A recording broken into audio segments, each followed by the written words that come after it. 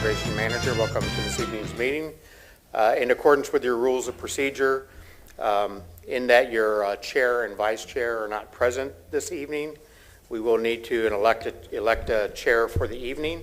Are there any nominations for that chair? I nominate Stephen Sutton.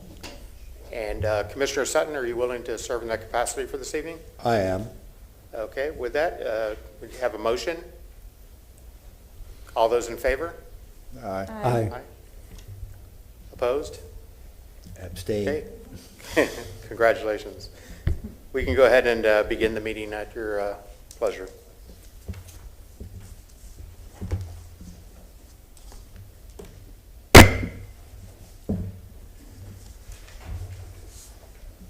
Good evening, all. I would like to call to order the Monday, October 4th, 2021 public hearing for the City of Tampa Architectural Review Commission.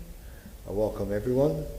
My name is Stephen Sutton. I ordinarily hold the Architectural Historian chair for this board, but for tonight I'll be your acting chairman. If you are here to present a project, you will have limited time to make your presentation. So we suggest you be thorough but concise. When coming to the microphone, you will need to identify yourself and your relationship to the project. The commissioners will not ask any questions during your presentation. Your project should be presented within the following order: site plan, elevations, architectural details, wall sections. Staff will then present their report, and we will then ask for public comment. Following your presentation, the commissioners will be asking questions in the same order as your presentation.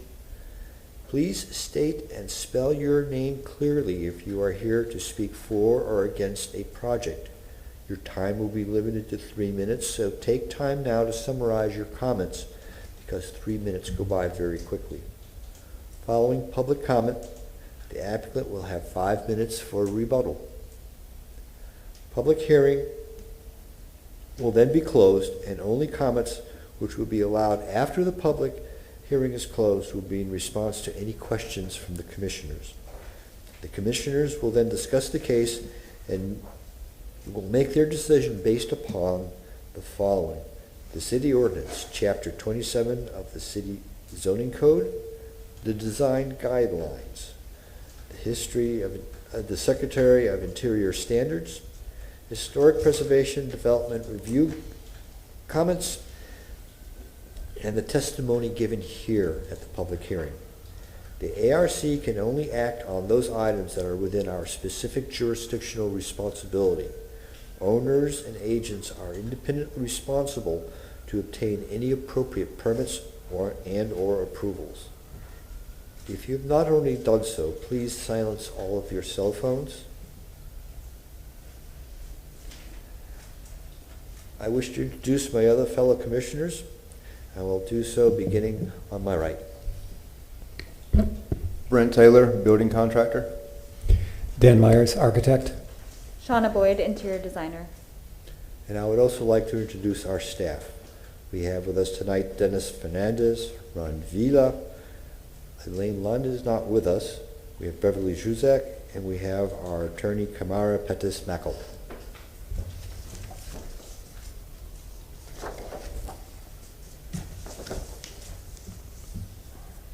We shall proceed. Yes, Mr. Chair, Kamara Pettis-Mackel from the City Attorney's Office. Can we please have a motion regarding the approval of the minutes from September 15th and September 22nd, 2021? I move that we approve the minutes from September 15th and September 22nd, 2021. I second the motion. All those in favor? Aye. Against? None. Motion carries. Good evening, Commissioners. Dennis Fernandez, once again, Architecture and Historic Preservation Manager. Just a couple of brief announcements. First of all, I do have the list of administrative approvals for September that I will provide to the clerk and enter into the record. I believe you have a copy of those. Secondly, we will be holding the remainder for the October cycle cases at a public hearing on Wednesday, October 6th at 6 p.m. We do have a quorum for that evening and an agenda prepared, so we will see some of you then. Lastly, the 2022 calendar has been provided to you, I believe both digitally and printed version at this time. Once again, if you have any questions about that, please do get with the staff or give me a call on it. Also, just to note, we discussed that the meeting schedule will be adjusted so that the hearings begin at 5:30 p.m. beginning in January. So we'll be kind of giving you some subtle reminders of that as we approach January as well. Thank you. And with that, I think we can move now to our legal counsel for the conflict of interest and ex parte communication. Thank you again. Commissioners, will you please state for the record whether or not you have any conflicts of interest regarding any of the items that are listed on the agenda? I do not. Have none. Thank you. Additionally, will the commissioners please state on the record whether or not they have had any ex parte communications regarding any of the items that are listed on the agenda? None. None. None. Okay, thank you so much. Good evening, Commissioners. Ron Vila, I'm staff with Historic Preservation. Under continuations reflected on tonight's agenda, we have one, which is ARC 21-312 for the address of 713 South Orleans Avenue. This was requested by the agent to be continued to the Wednesday, October 6, 2021 public hearing at 6 p.m. And if we could get a motion for that, please. I move to grant a continuance in the case ARC 21-312 for the property located at 713 South Orleans Avenue to the Wednesday, October 6, 2021 public hearing at 6 p.m. I'll second that. Ladies and gentlemen, all those in favor of this motion to extend a continuance to ARC 21-312, signify by raising your hand and saying aye. Aye. Against? None. Motion carries for continuance. Moving to the first case on the agenda, which is ARC 21-441/REZ 21-42. This is for the address of 411 East Palm Avenue. This is in the Tampa Heights Historic District. The rezoning is from a PD to a PD. On page 3 of the staff report, you have the application of standards that states that your duties and powers this evening. As we get more into the hearing, I will read what your responsibilities are this evening. But before we get started, everybody that wishes to testify this evening, please stand up and raise your right hand.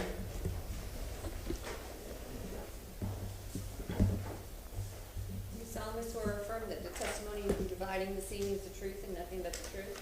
I do. Thank you.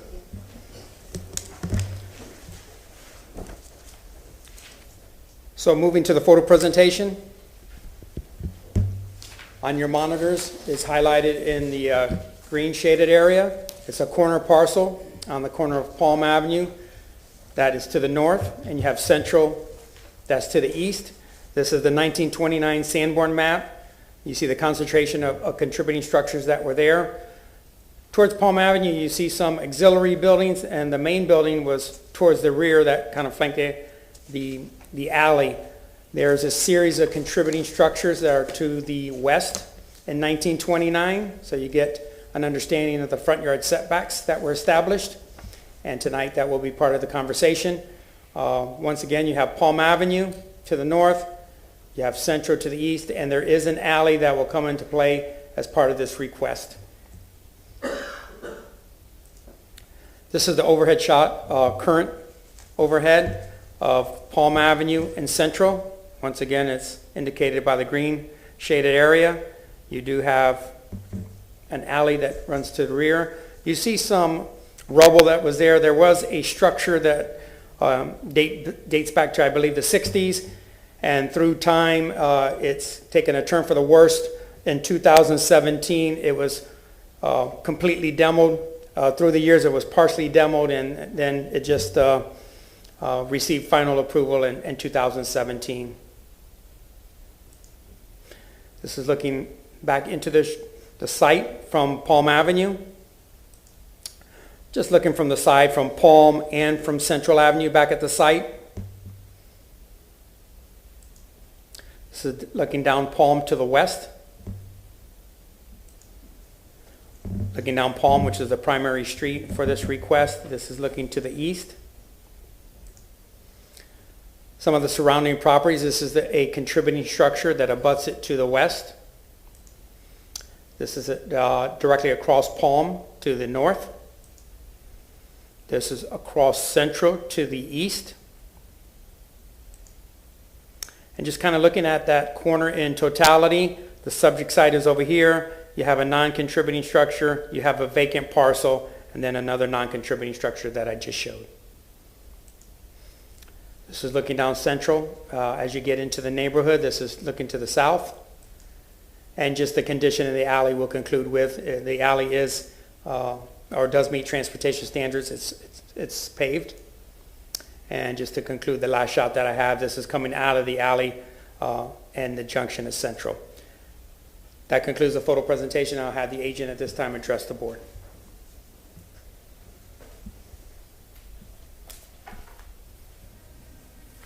Good evening, Ralph Schuler, 2401 North Howard Avenue. I am the agent. Addressing Ron gave some good photos. I'm going to bring just a few more to help with the photo essay.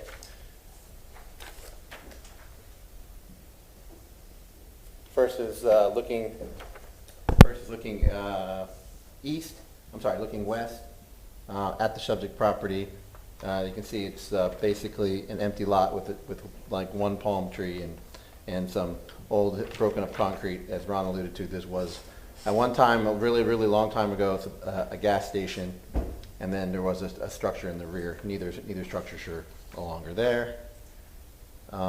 This is the property directly west, and then these four structures, as we continue down the block, are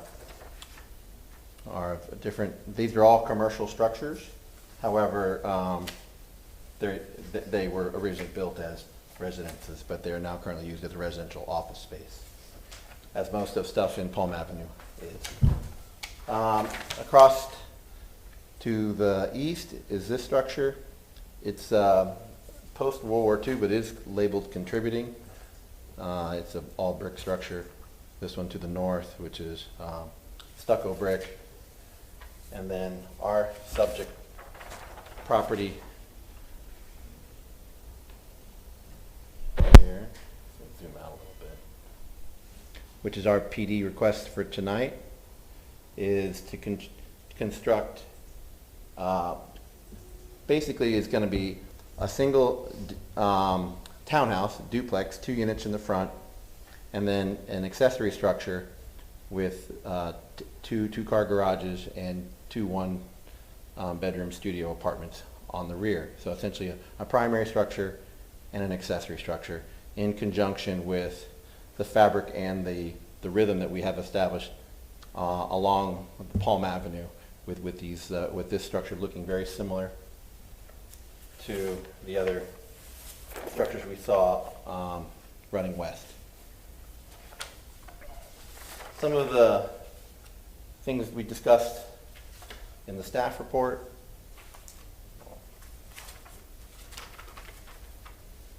The only waiver we have based on the staff findings here is listed here, and I'll show you that, is to allow, this is a DE, which is a funny statement, but it's in the code, to allow parking in a non-structurally integrated garage. There is a code that says we have to have the garage in the main structure for townhouse development. And the second is to reduce the required parking from 9 to 8 spaces. Again, this is a bit of not true in that transportation is deeming these 2 studios as separate full dwelling units and requiring 2 parking spaces per dwelling unit. Typically, we would call this a mother-in-law suite and only require 1 parking space, which then I would meet the parking requirements entirely with 6 spaces in the rear and 2 along this ribbon drive on the northwest corner. The other part we're looking at is a lot averaging. The front of the house to the west, which is now an office, is 23.5 feet. Then if you notice from this block to this block, the property line actually gets closer to the road, and this house is only 14.5 feet. So we kind of strung a line between here and came up with 19 feet as the dimension that we think is a good average between these structures to get to where we're going to place the main structure of the duplex. All other setbacks are really meet normal zoning setbacks. We are required to, we're here with you tonight mainly because we were already a PD. This was PD 20 years ago as a specialty retail, and so we were not allowed to revert back to the normal RM24, which most of the neighborhood is in. If that was the case, we may not have even been required to ask for a planned development, but here we are. Also, there are two large camphor trees that we're retaining here, so the property is pushed over a bit to stay out of the way of those. And then all our ACs in the rear. We have pedestrian gates here and here. Let's see, I'm going through the staff findings here. All the solid waste would be from the alley, and would refuse containers would be in the garage. And then if you saw all this, and we can go back, I'll show you the elevations proposed. We are not really discussing the compatibility elevations at this. We're just discussing the site plan, but I figured the massing of such is pretty straightforward. It's a frame vernacular design with a front porch, very in keeping with all the rhythm of the other houses down the street. That's the front. The east elevation, which is also on Central, is the side. And then this is the rear, which is being internal to the courtyard.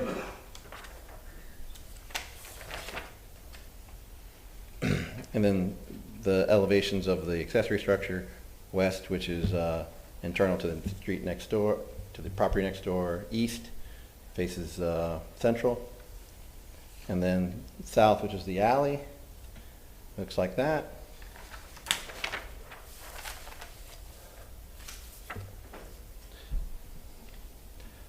So in conclusion, I believe this meets the fabric of this block perfectly, and that we'd look for a recommendation to council to approve our path plan development. Thank you. Good evening, Commissioners. Ron Avila, staff with Historic Preservation. The request in front of you this evening is for a recommendation to rezone from PD to PD. PDs are site plan specific, so the prior PD is not consistent with what's being requested this evening, so that's why you're looking at a new PD. The application of standards is Chapter 27, 113, are your duties and powers on page 3, as indicated by the zoning code, with regards to the rezoning, land use changes, or comprehensive plan amendments, to review the recommended reasonable land use changes to the extent necessary to preserve the historic integrity and appearances within the historic district. Staff's finding that this application is consistent. There were a number of bullet items that were conditions listed on page 3. Mr. Schuler addressed the majority of them. I'd like for him to revisit 2 of them, how he provided additional parking on site with the relocation of a gate on the west side of the property, and to show the mechanicals on the site plan as well. The rezoning this evening sets the framework for the project to move forward with the recommendation. Basically this evening you're looking at the scale and the massing and the footprint of the structure, and then the front yard compatibility with the block face that's on the south side of Palm Avenue. I'll be here to answer any questions. That concludes the staff's a portion of this presentation. Thank you, Rob.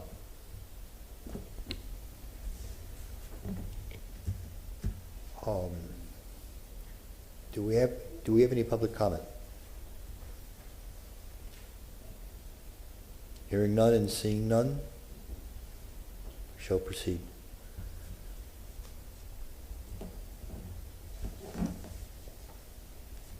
Excuse me. Commissioners, do you have any questions?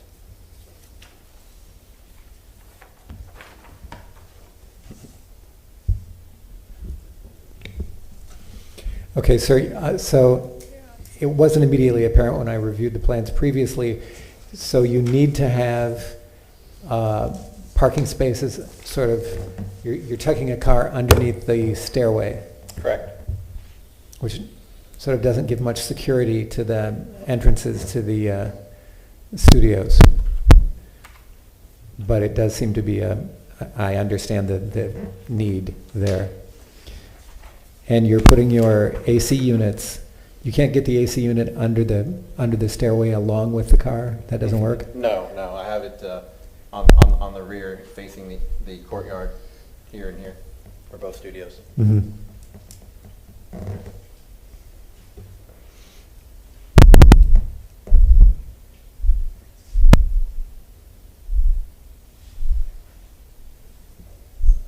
And can you point out the gate that you relocated? Yeah, so I believe he's referring to this gate here. Was pushed back, was originally forward, so it allows for two off-street parking spaces past the structure of the house Mhm. or the duplex. And I guess it's let's see, north is North is up. Okay. And this studio building, did you look at that being a shed roof rather than a gable so that you could catch some north light in there? It's kind of it has kind of a bad elevation facing the courtyard. It seems it's pretty minimal. But I am trespassing now into an area that is not strictly part of our purview. We'll be back. Great, thank you. On that note, please, I'd like to have a further clarification from staff. We are, with this proposal before us right now, looking at a recommendation for a zoning change approval. We are not here to review at this point in time anything of the nature of design compatibility of this structure within the Tampa Heights Historic District.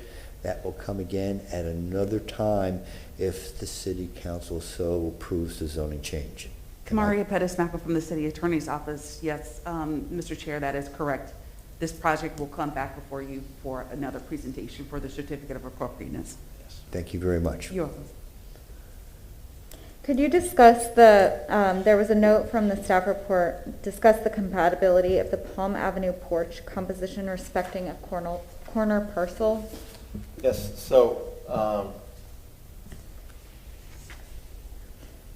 every house on this block has a front porch that does not wrap around. It's a flat. This one is an interior. It has a slightly more wraparound, but it's really not. This one here also is all a front porch. I looked at other structures here lately in compatibility, and we feel that a wraparound porch or a porch that comes down Central Avenue would not be appropriate and is not consistent within the other structures on the block. Are those examples interior lots or corner lots? Those are both. So this is the opposite corner lot here. That would be the western half of this block. And then to the north and to the other three structures, this is the structure to the north, of course, which that's the structure to the east. And this is the structure to the north, and then the catty corner of that is an empty lot.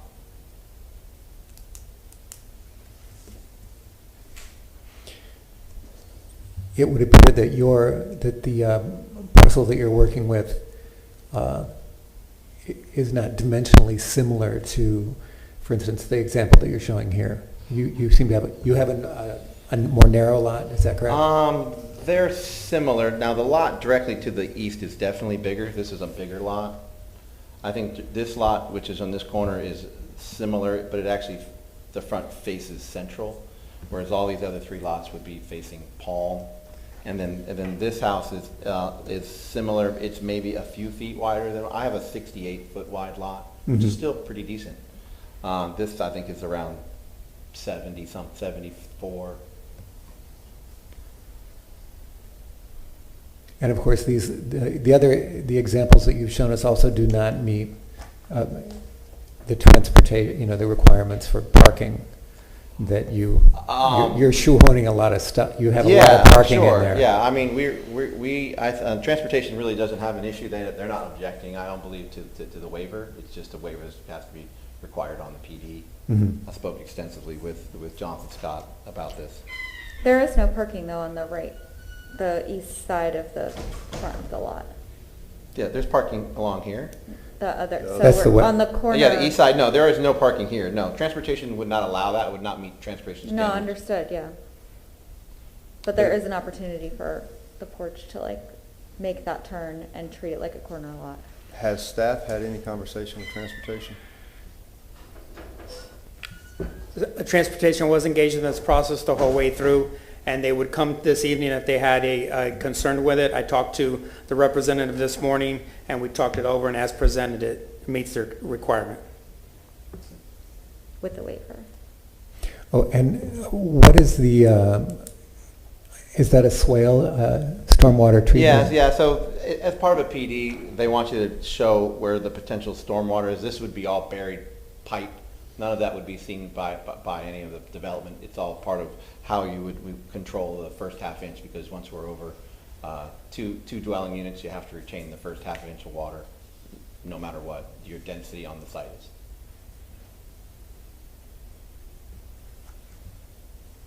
Were there any options looked at that got you all 9 spots? Got all 9 9 spots? parking Yeah, spots. no, there's no way to get 9 spots here. And on Studio 1 and Studio 2, you made comment that it was being looked at as separate units. Is it not separate units? Well, so the intent here is to be able to sell these off as two separate lots, so that you could have the owner of this lot would also own the garage apartment and the garage itself, and then vice versa. So it would be a lot split into, even though it's 4 dwelling units, which is allowed, it's really two purchases of land. So now staff, another question. Once that lot is split, does that change the zoning issue? That was discussed with land development as well, and it could be split off with 2 separate units at this parcel. And the reason I'm asking is now we would have a lopsided amount of parking on one lot versus the other one. I do a lot of these type of developments in and outside the historic district. It happens all the time that a visitor parking space is either in one side or the other. There's no quote shared lot because they're split, and we provide a visitor parking spot on one side or the other. It's in the covenant that they can share it. Now, what happens after that, anyone knows, but it's done very frequently. And the only other question I have is, for this zoning, what are the front and rear setbacks? The zoning that is being potentially recommended.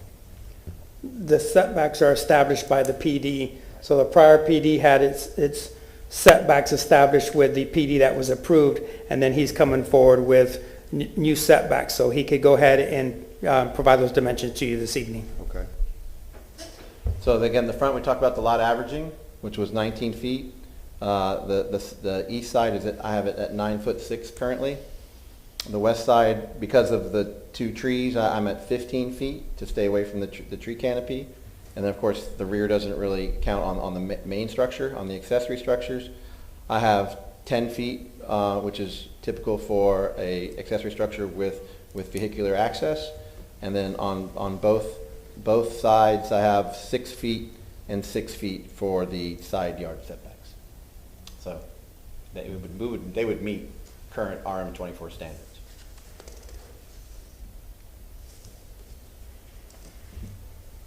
Mr. Schuler, I do have a few questions of my own. Sir, let us discuss for a moment your studio apartments. Am I correct in understanding that these individually are going to be really full-blown studio, full-functioning apartments, and not just a wide-open bonus room? Yeah, no, they're permitted and proposed as one-bedroom apartments, yes. Okay. Just wanted to make sure that sometimes we see the word studio and bonus room and other such things, strewn all over the place, and that makes a qualitative difference here. I understand. Zoning told me to use that word, by the way. Okay, that's fair enough. I have a question for staff respecting the front porch.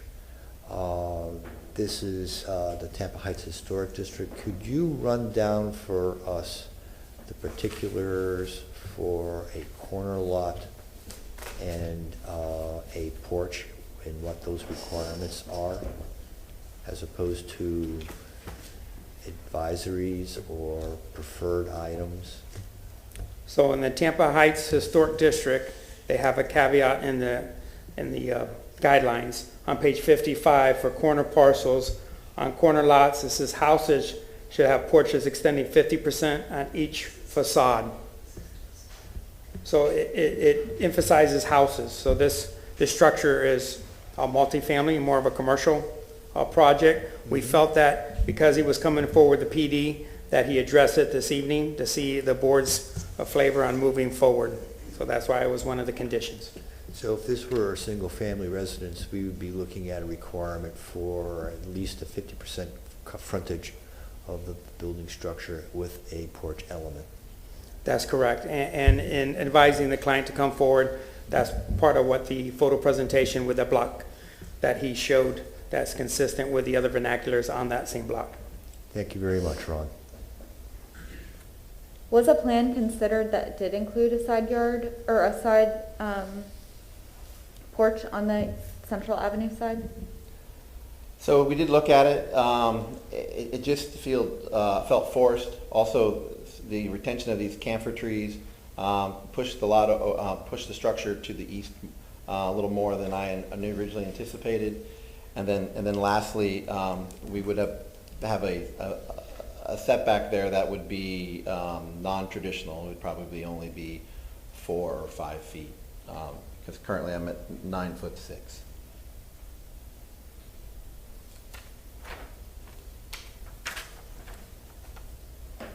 I have no further question. Ladies and gentlemen? None. I have none.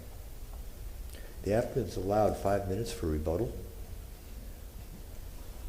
The only rebuttal I might have is this was approved a couple years ago. It's 2 blocks to the north, and it's under construction, and it's three townhouse developments. That's about 7 feet from the side yard, and shoot, I don't know, 5 feet from the front. They have their garages facing an internal motor court. They didn't elect to use the alley, which is here. So I think this is extremely consistent with what's being proposed tonight, with particularly this block, this corner, and then both Central and Palm Avenues. Thank you very much, sir. At this point, I will close the public hearing, and I will have my fellow commissioners discuss this case, and we'll start on my left, please. I don't have any comment. Gentlemen? I feel that the constraints posed by the lot, the fact that it's a corner lot with a couple of grand trees on the inside lot line, really make it very, very difficult,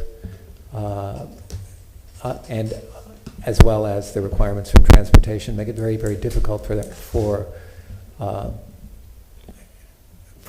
project to have a side porch along Central Avenue. It's unfortunate, but I think that the design as it is meets many of our, meets our requirements in general, and is one that I could support.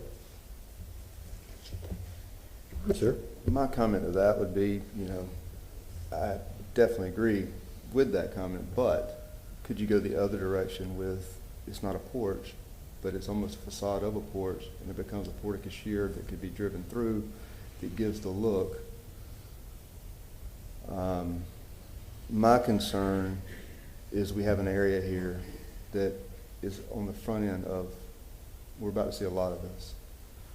And so, all in all, I actually see a nice project. I think it's going to turn out to be a nice project. But I think we have to be careful with some of these parking issues and just potentially getting lags on some of these requirements that we're seeing in the historic guidelines and not set some sort of precedent for moving forward. Again, just kind of food for thought. Maybe there's another option that we've not even looked at here. I don't know if that's actually an option that's for us to make a decision on. It may not be. I mean, this is a design element plan driven as much by marketing as anything else. A point of negotiation right now between staff and the zoning building people downtown and the owner. What we're looking at right now is how well, with the information that we have at hand at this time, does this proposal fit with its context? And one that's constantly changing for that matter too. You are correct about that. There's more happening all the time. I have no further comment at this point in time. Do I have a motion, ladies and gentlemen?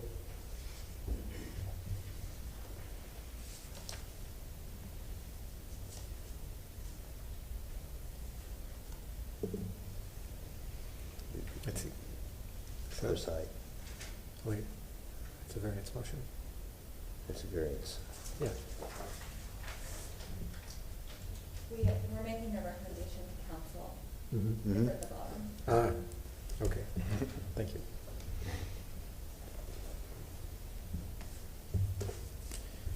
I move to recommend City Council approve ARC 21-441, rezoning 21-42 for the property located at 411 East Palm Avenue for the proposed rezoning from PD to, wait a minute, I'm sorry, I lost my... PD to PD. Yes, for the proposed rezoning from PD to PD for the reasons that the project meets, the project within the constraints posed by the particular lot meets all of the conditions suggested by the, let's see, Tampa Heights Historic District. Do I have a second to that motion? I second the motion. All those in favor of this recommendation to City Council, say aye and raise your hand. Aye. Aye. Against, nay. Motion carries for the recommendation to City Council. Thank you.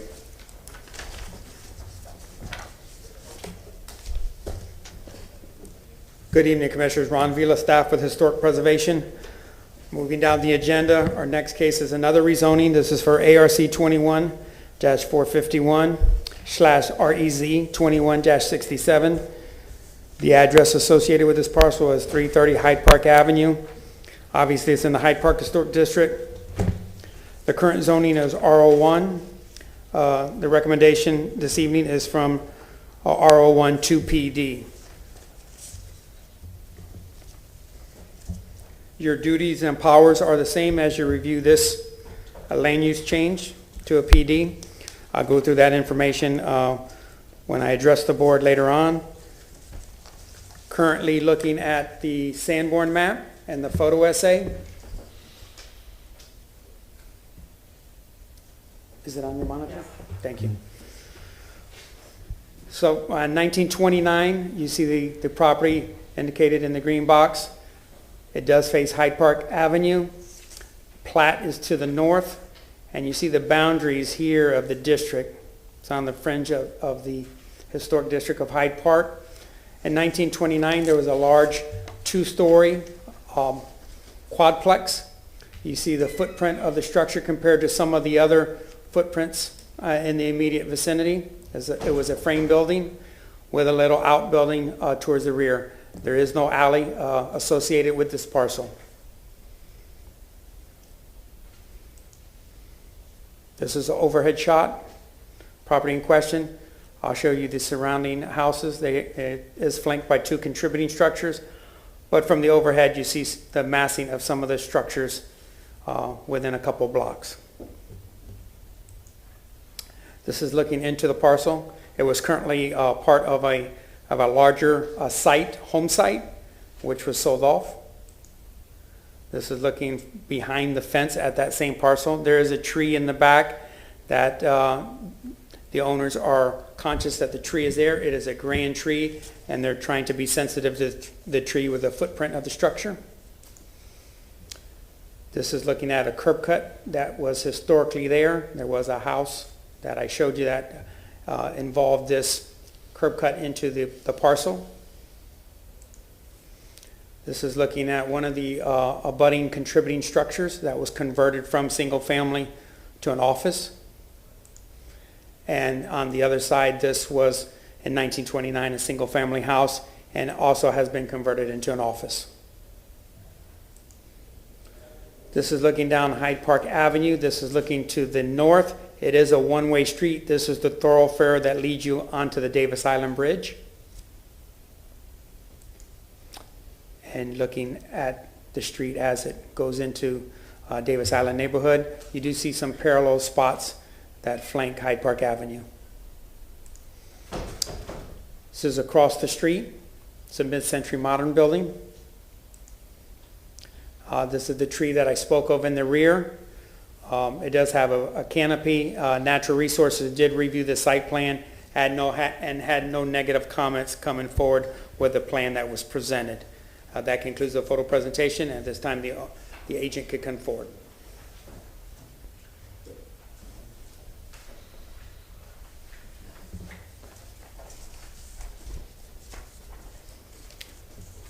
Mr. Chairman and Counsel, good evening. I'm Michael Horner, 14502 North Dale Mabry Highway, Tampa 33618, representing the applicant and the owner. With me this evening is Mr. Brent Bulch, who is the owner and applicant. Mr. Bulch will follow me after my presentation comments. With me also, we have two representatives of Design Styles Architecture. We have Mr. Andy Doman and Mr. Alex Andriakos, who will be going through some of the elevations. Commissioners, we have worked hard on this case. We have a council hearing set for October 28th. We have had to notify almost 1,000 property owners for that zoning notice. We have two large condo towers in close proximity. Mr. Villa is correct. We do have RO1 office zoning around this entire site and a couple of house conversions to office, both north and south. The application, or excuse me, I think one of the reports indicated our proposed use was commercial. It is not. It is multifamily. This is a 3-story multifamily proposed development. These will be 45-foot high structure, 4 units on the second floor, 4 units on the third floor, and then the bottom elevation, of course, for the parking and the surface improvements. That tree, I want to say, we had it initially at 72 inches. In that northeast corner, it is beautiful, and it does have some canopy support structural limbs. We have had our arborist review that tree, and we are saving that tree. It does have an impact on some of the other root systems. However, we intend to provide all protected radiuses on site. The site is in the comp plan designation of Res 50, which is allowing up to 50 units per acre with a bonus provision. Our client is seeking 8 units, which does not qualify or trigger for any bonus densities. It would be at the 35 units per acre density. This is a tight site, Commissioners, and for that reason, we have gone back to the drawing boards and continued this case from September to work with staff further. The elevations we think are sensitive to the Hyde Park district. Admittedly, the first elevations did not bring that character forward, and I'm pleased to be here tonight with the elevations that Mr. Andriakos is going to present to you. Although it's not a design review, I'd like you to at least get a flavor for what we're proposing. On the actual site plan itself, Commissioners, all surface parking, we are required to have 18 parking spaces, and we have provided 18 parking spaces. We are essentially replicating that footprint above the parking for the extended structure above the 2 floors. So bottom, we have a mail kiosk, office. We have 2 required stairwells from the fire department. We have an elevator. We have a dumpster located here. This is outside of the structure overhang for maneuverability of the parking. You can see an ADA space here. 24-foot minimum drive aisle required by transportation, Chapter 27. And then we have 1 driveway coming through Hyde Park with broad curb radii to Hyde Park itself. We do have a deficiency in open space by virtue of the parking with a double bay. We are locked into these dimensions. Therefore, we have that as a waiver on the PD of approximately 30%. We also are planting crepe myrtle trees for tree credits, 8 4-inch crepe myrtles at 32 inches both north and south to pick up some of those lost inches, with the balance going to the tree fund for that payment process. We have a front office here. We designed 2 porches as an entry-level amenity design feature, which Mr. Andriakos will show you shortly. We do have green space around this site. It's not much, but it's all we have to deal with based upon the separation of the 9 by 18 parking spaces. Again, this is that 72-inch grand oak. These are proposed crepe myrtle plantings. This is the office retail, front porch entry, also a doorway extending here for handicap access. So we don't have any change in elevation for that access. We are proposing and replicating the existing vinyl fencing around. We show in our records this was 2 single-family structures historically, but we didn't go back as far as Mr. Villa did on the quad. We do have stormwater management being addressed through the pervious pavers that we are proposing. And then we are also proposing 4 to 5 foot setback on the south, 4-foot setback on the east, 5-foot setback on the north, and then we have this extended green space for protection of the grand oak. We have worked with city staff for a number of months on this. This is a tight site. It is 9,900 square feet. Therefore, we have had to nip and tuck where we can. The design sensitivity provided by the elevations, I think, show what those efforts have yielded, and we're pleased that we've been able to achieve those after a couple revisions. At this time, Commissioners, I'm going to introduce Brent Balch to make just a few comments, since he has nose to the grindstone on this project for a number of months. Then he'll be followed by Mr. Alex Andriakos to just review the plan itself, and also, more importantly, the elevations just briefly. Thank you.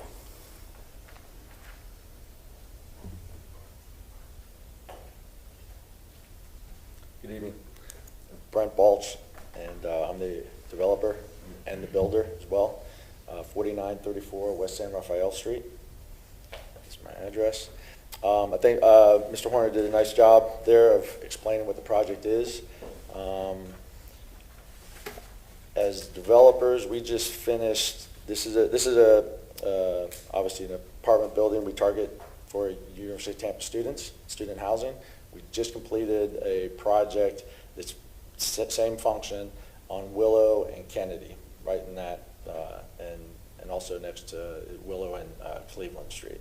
So we have a project very similar that just opened in August, and it's turned out, I think, very nice. And this one is a little more detailed because of the location. But working with the guys at DSA, Alex and Andy, I think we've really come up, and of course Mr. Vila and the city, come up with a building that's going to really try to fit the neighborhood and look like it's certainly compatible with the neighborhood. It's very important to us that it does that. We're going to own and operate the building for the very long term, like our other building. So we want to be, we want to make sure that we're adding to the neighborhood. That's, and as Mr. Horner said, the big tree in the back, we have, I believe with the 50 units per acre zoning, we could do 9 units, but that tree in the back is very important to us. I'm a landscape architect as well as a builder. So we always try on our projects to maintain the integrity of, you know, the character of the land, and that tree is certainly worth saving. I think it's going to be a nice addition. Provide some separation with the surrounding buildings, and you know, it's an important tree. So we're definitely saving that. The guys at DSA can speak the architectural language that I can't, but certainly I think that those guys, I'll show you a quick rendering of what these guys produced and working with the city, and I'll let these guys speak to that. Here's another shot. I'll let Alex, because Alex is primarily the one that came up with this and did a lot of the work. So if there's any other questions, I'm certainly able to answer on the development end or the building end, and appreciate your time. Alex, you want to come up?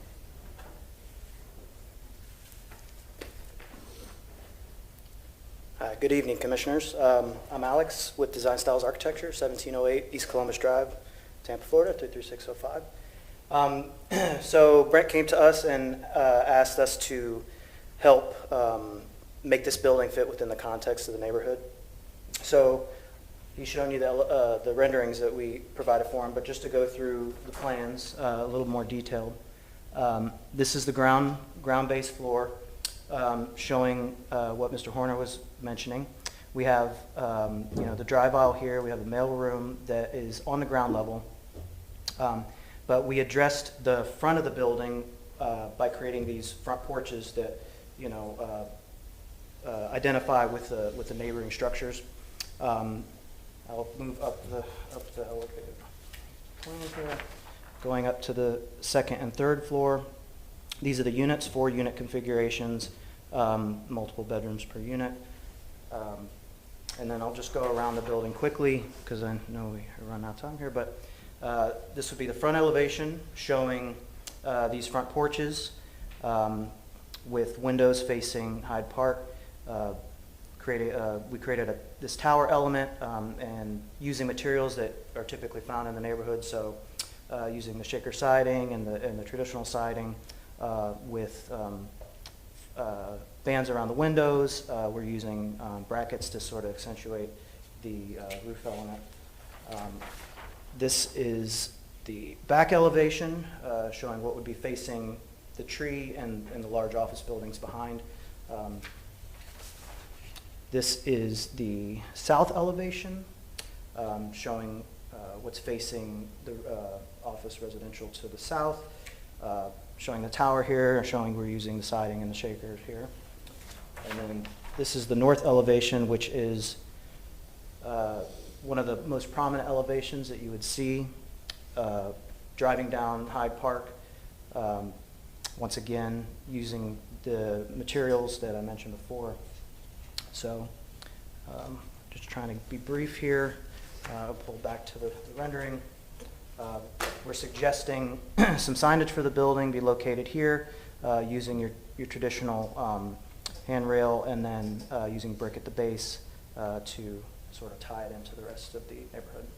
So I will leave it there, wrap up, and thank you for your time.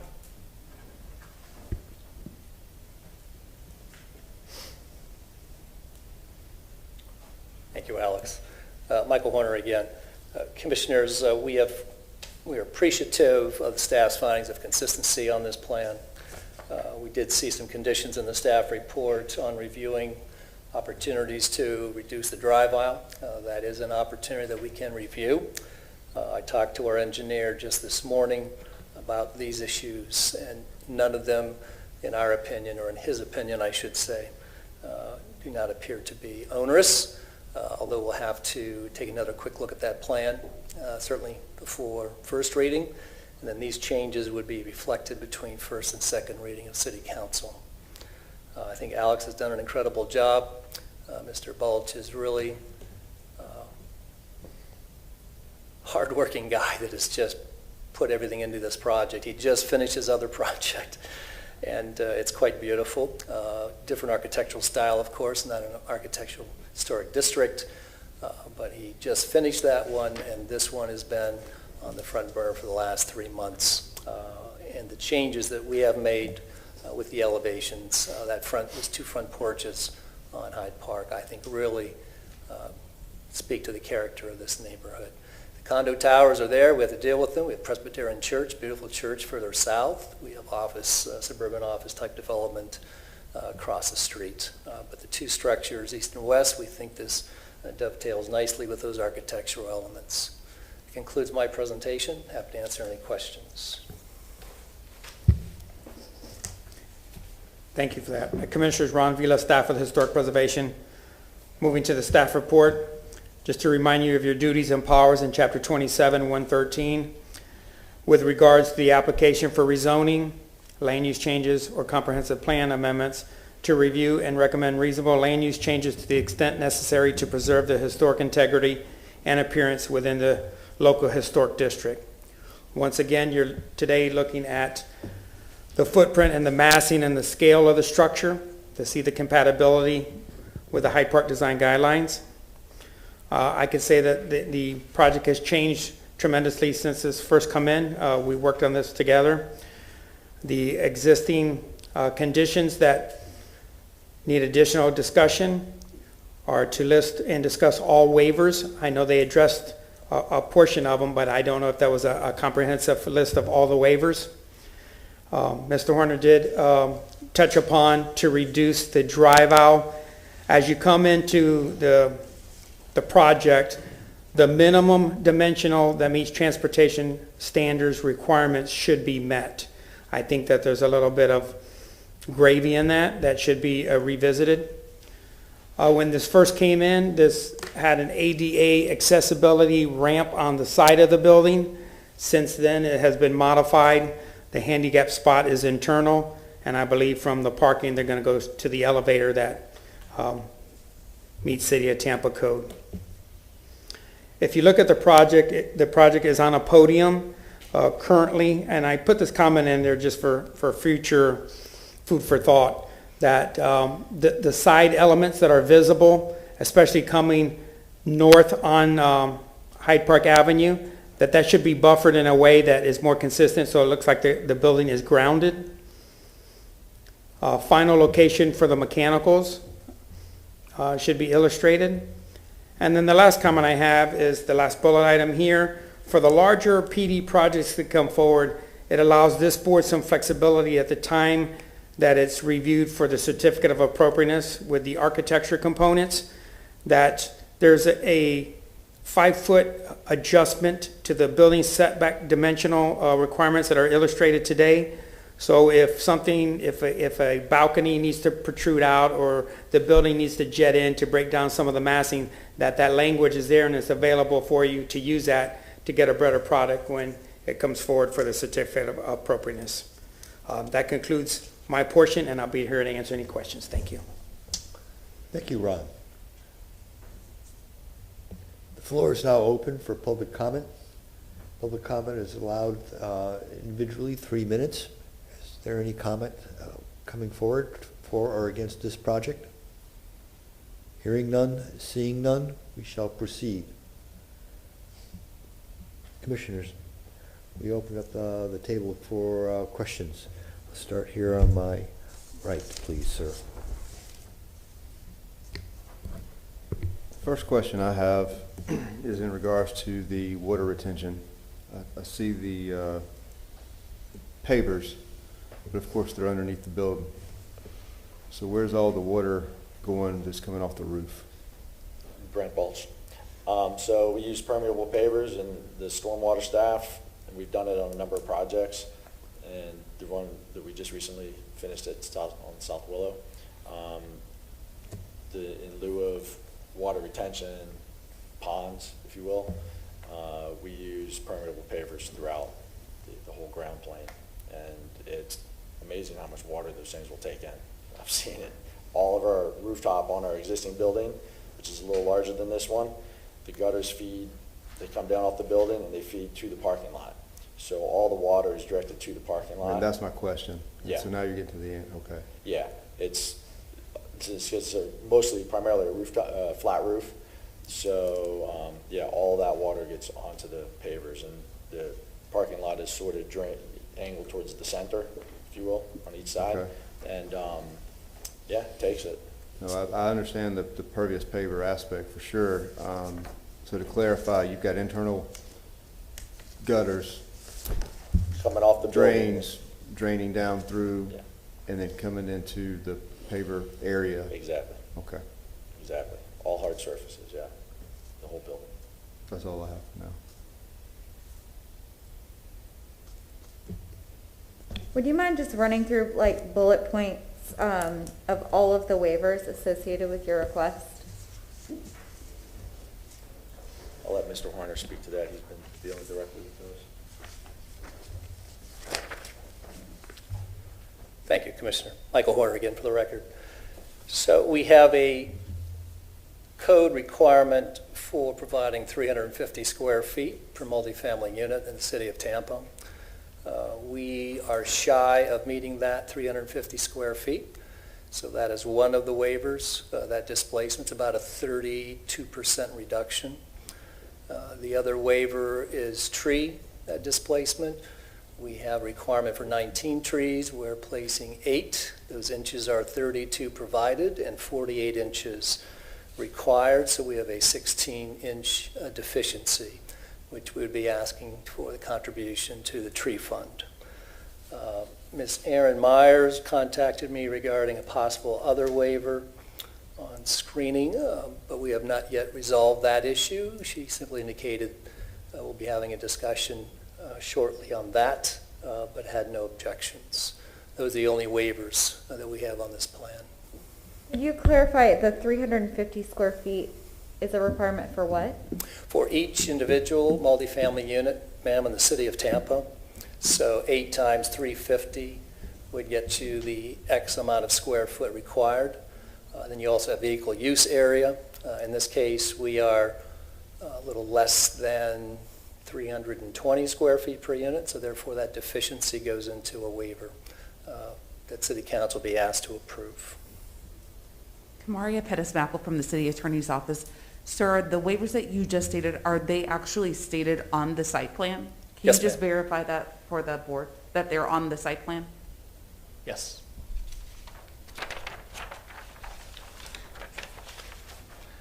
Well, it's not on that enlarged.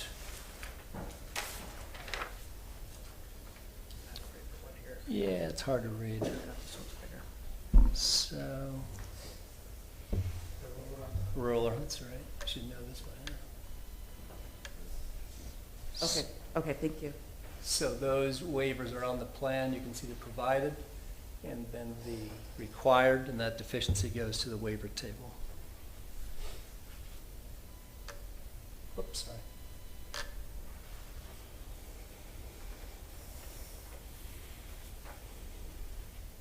And then also might add, on the plan itself, there is a comment on the deficiency of the trees. That is a site plan comment notation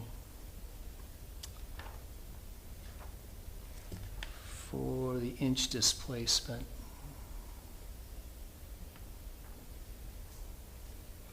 I just saw it. There's the open space, there's a vehicle use area, planning district tree fund contribution.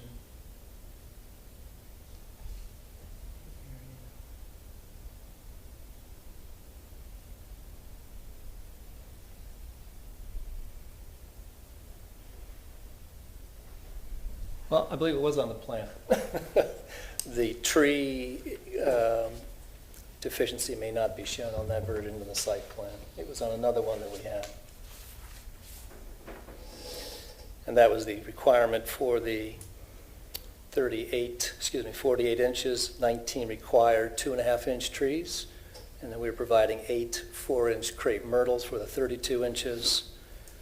And that has been reflected on this plan that I have, which should be just a reduction.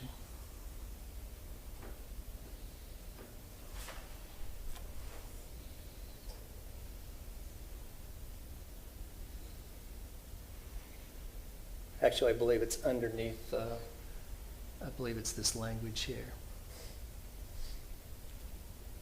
So 2 waivers on the landscaping, open space, and the tree deficiency.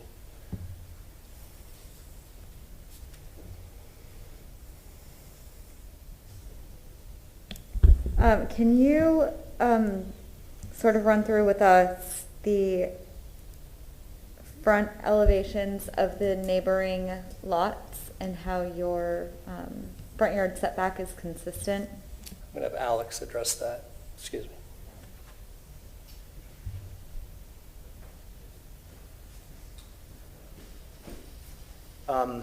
The neighboring, Alex Andrakos, the neighboring structures have a much deeper setback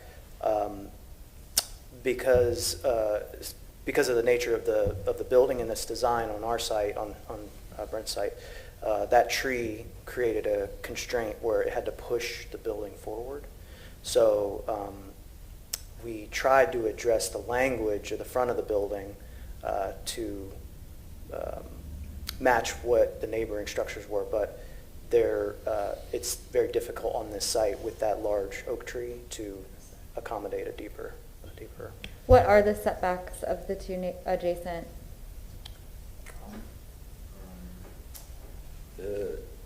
The office building to the north, I'm not sure the exact footage, but the constraint there is they have a large oak tree in the front of their property. So their building is actually set back further out of necessity because they have a large grand oak in the front. Ours is in the back, which made us push ours forward. So that's to the north. The residential office to the south is sort of in between. It's not real far back. It's not real close. There's no real constraints there. They may have a small tree in the front, but so our primary consideration was that large grand oak tree that forced us to pull the building to the front in order to save and stay out of the large limbs that it's a very large tree. It really extends out. Just to the further south to us, there is the church that also is pulled right up to the sidewalk, very much like this. So what is the dimension from that rear property line to the rear of that building at that location? Of our building, I believe is just probably 4 or 5 feet. The other, where the tree is? The dimension of this edge of the building, this line here? Yeah, from that back to the rear property line. I know that's a 20-foot radius, I believe, shown around that oak tree. It's a 10-foot radius, actually it says there. Yep. So probably 18 to 20 feet. The limbs on that tree extend south. Primarily, there's a very large one heading south, where you can see where we shrunk the building back. We pulled the building back here because there are large limbs extending there, so that we stay out of the way of those and we don't have to trim anything that's anything excessive. It's really the character of the tree. I have a question for staff. With the PD presented this way, are there not our typical required setbacks for the side and rear yards?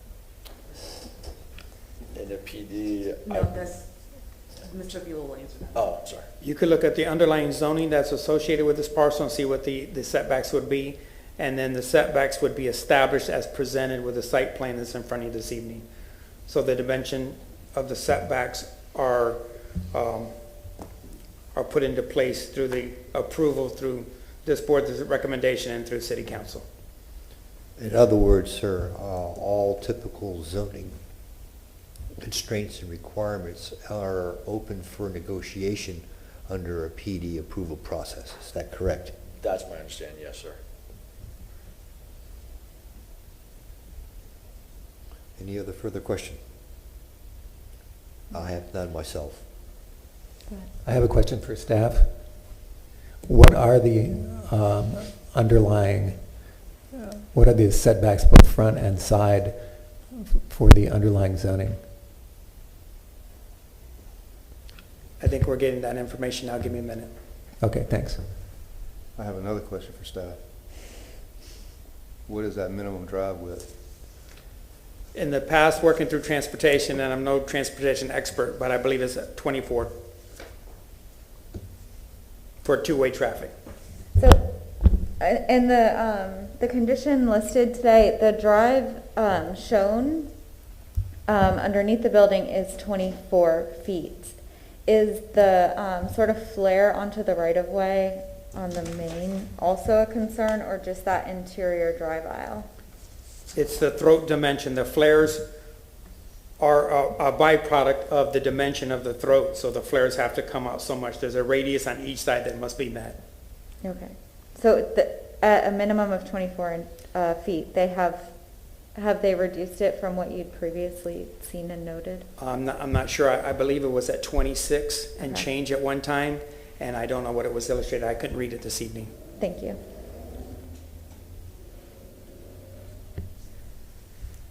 Can I get a clarification on these parking spots? Are all of these spots required to meet?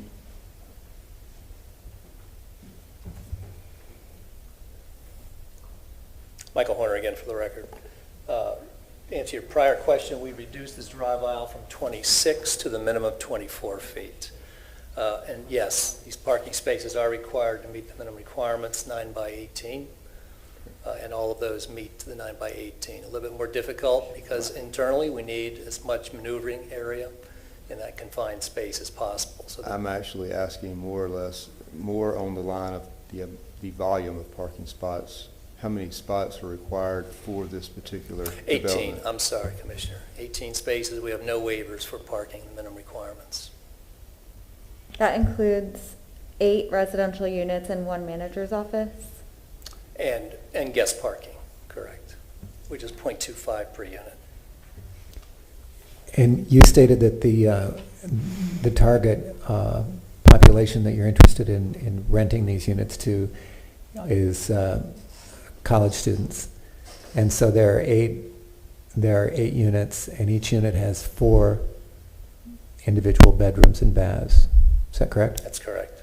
So that means that there are 32 kids that are going to live there, and so we're giving them 18 parking spaces, or they have been required 18 parking spaces. So And a manager's office. yeah, so it does not seem to me to be like It's not your typical ratio, that's correct. Right. Typically for student housing, it's more Uber and bicycle and alternate transportation, but that is the minimum requirement based on the bedroom size per Chapter 27.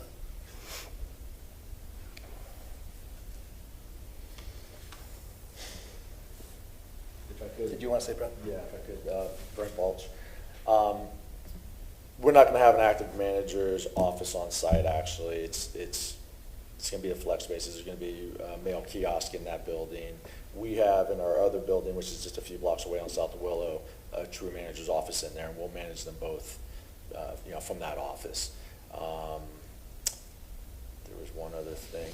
As far as the parking goes, our experience over, because they are UT students, they're college students, many of them don't have cars.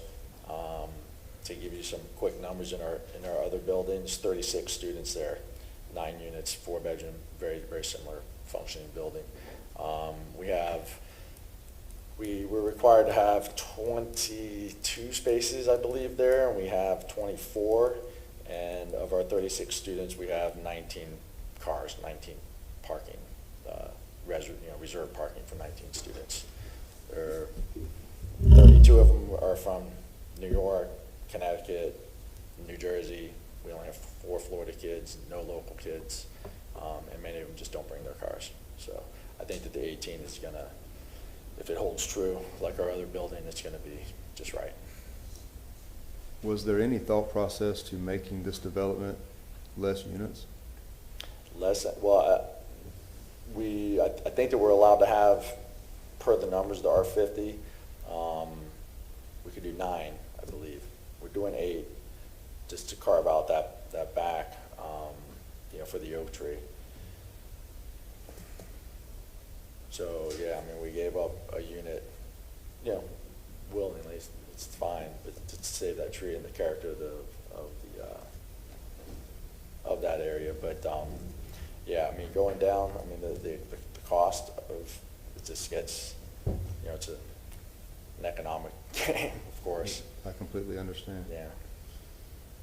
Commissioners, Dennis Fernandez with staff. Just following up on your question about R01 zoning and the setback dimensional requirements.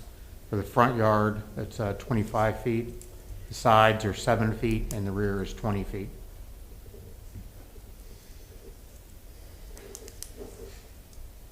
Now, the front yard usually in the historic district is calculated through the average along the block.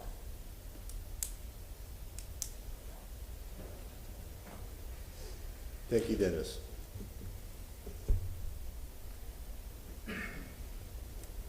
Any further question, ladies, gentlemen? The applicant will be allowed 5 minutes for rebuttal.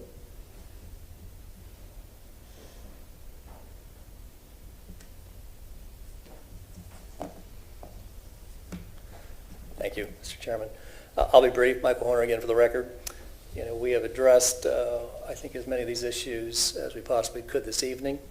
We still remain flexible on compression of the drive aisle further if possible, but I don't think that's going to happen with Jonathan Scott holding that to 24 feet. Compact spaces did not seem to make any additional yield of spaces. As Brent just indicated in the record, the 18 spaces should be more than sufficient. The relationship on the side and rear, on the front, yes, the setbacks are reduced. This is a architectural design that reflects a number of alternating facades, building materials. This is a targeted niche development. Those 8 units are critical in the pro forma. That's why we didn't mind going back and redesigning in terms of the front entryway and the front porches and the steps. We think we've done a good job of addressing those issues. That's all I have, Commissioners. Thank you very much.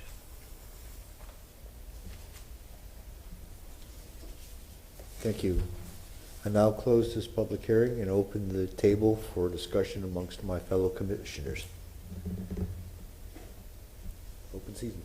Who wants to start?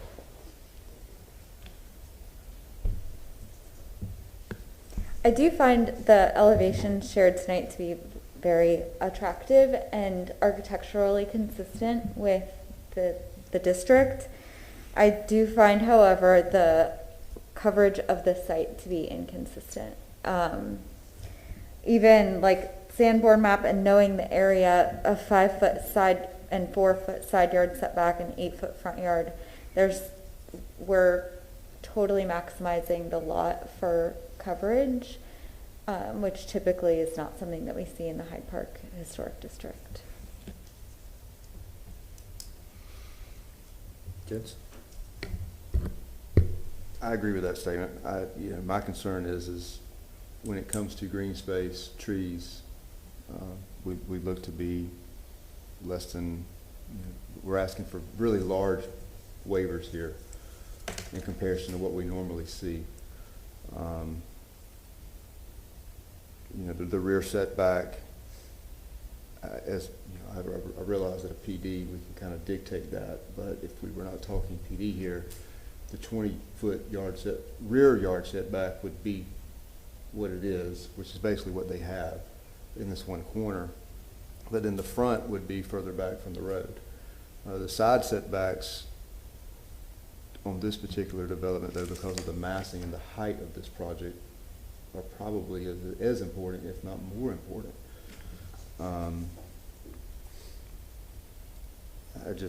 For me, that's kind of the sticking point right now is the waivers. And just, we're not asking for 5% here or 10%. We seem to be really maximizing what we need here. The other concern I have is the use today is for college students. 5 years down the road, 10 years down the road, these are still apartments zoned correctly for what they are, apartments. Now we may have 4 young professionals trying to get into Hyde Park, and now we do have 30 plus cars needed, and where are they all parking? So it may not be a problem today, but there again, is just I tend to look forward into what the pitfalls may be in the future. Mhm. I also think it would have been helpful, or even is still helpful to know, sort of, in order to understand the landscape of the street, to understand the setbacks of the 2 adjacent houses. And we see in the Sanborn Map, which is, and then the photo presentation as well, that they are further set back off the street. I think that's really where my main concern is that the site coverage.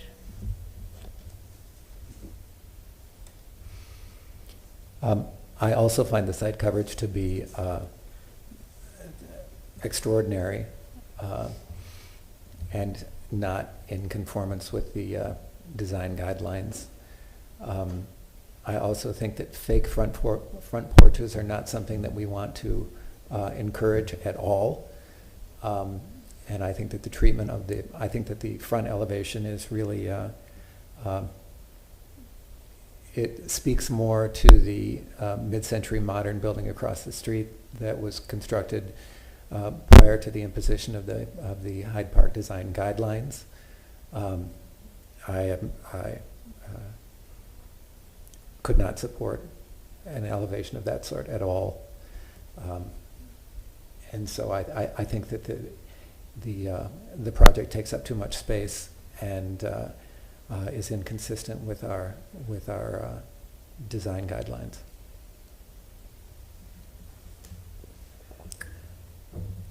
I'm going to agree with my commissioners. I find the massing of, I understand what's driving the development of the building. I understand the PD process. However, the end result that we're looking at here today, I find disappointing in the sheer mass and site coverage that we see here. This is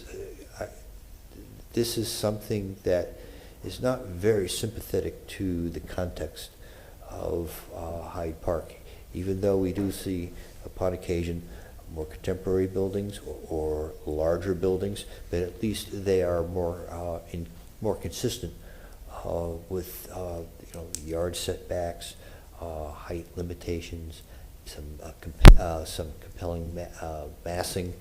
I'm looking at the front of this building and I'm thinking this would look great on Kennedy or on Del Mabry, but this is in the heart of Hyde Park. Even though this strip of Hyde Park,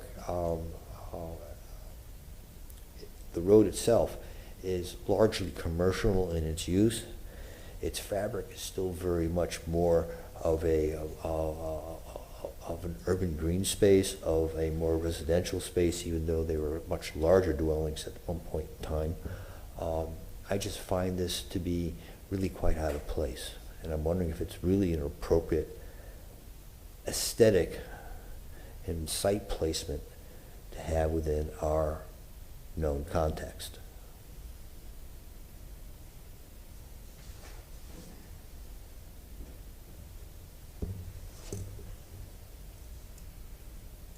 Does anyone else have a comment? Does anyone care to make a recommendation?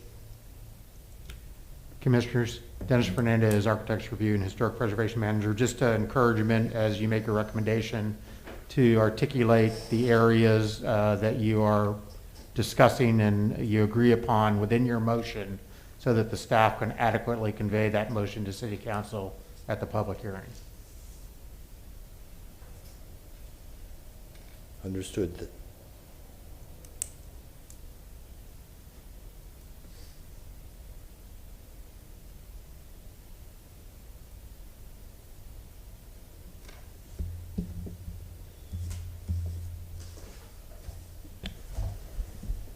Move to recommend City Council deny ARC 21-451/REZ 21-67 for the property located at 330 Hyde Park Avenue for the proposed rezoning from RO1 to PD for the reasons that the site coverage, the front, side, and rear setbacks,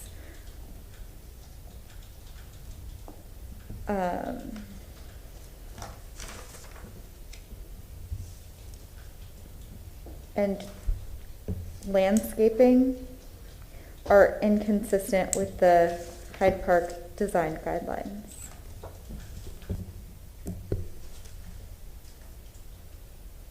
Do you need to change that to green space? Instead of landscape?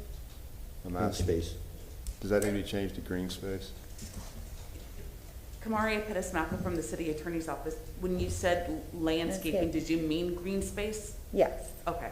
Can you just state for the record that you're modifying your motion to reflect it doesn't meet the green space requirement? Yes, So- and in Pardon? lieu of landscape, it doesn't meet the green space. So I was just gonna, does you need to list each one of those items that we discussed on the waivers? No, she's putting the basis that she believes City Council should deny the rezoning, and that's what you have to put as a basis for your motion. And Commissioner Taylor, if you wish to offer a friendly amendment to expand upon that, you can do so under the rules. I would just, I would like to amend that and add the amount of trees requirement. Would you, Commissioner Board, do you accept the amendment? Yes. Okay. And you still need a second, Mr. Chair. That is correct. Are we complete with our motion at this point in time? Yes. Do I have a second? I second the motion. All those in favor for the denial of this recommendation to City Council, all say aye. Aye. Aye. Against, say nay. The motion carries for the denial to city, of recommendation to City Council for ARC 21-451, REZ 21.67. Thank you very much. Thank you.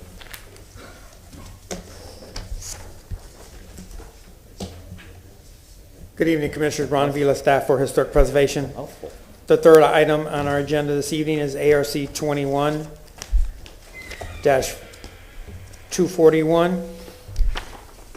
This is for the address of 401 East Amelia Avenue. This is in the Tampa Heights Historic District. Currently, there is a non-contributing 1955 building there. The underlying zoning associated with this parcel is RM24. The request this evening is for new construction for a duplex with some site improvements. On page 3, there has been some previous action.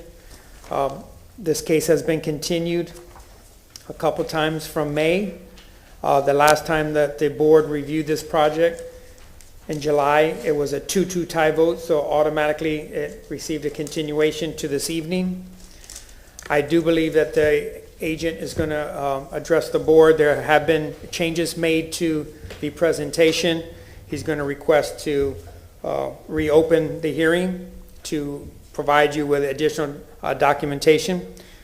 At this time, I'm going to move forward with the photo presentation to get you familiar with the site. This is in the Tampa Heights Historic District, as I stated. It is on the corner of If I could blow this up for you a little bit, so it's visible. Of Amelia and Jefferson, which is indicated here. This is the vicinity map. It's a corner parcel. Moving to the Sanborn.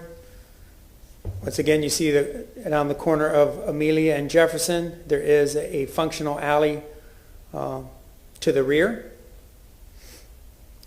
You see some of the structures that are in the immediate vicinity and the size and the location of those structures. The Sanborn map is very important in getting compliance with the new construction.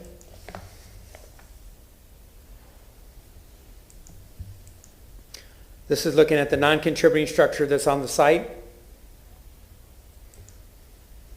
This is how it comes into the area. You see the alley toward the rear. This is Jefferson here.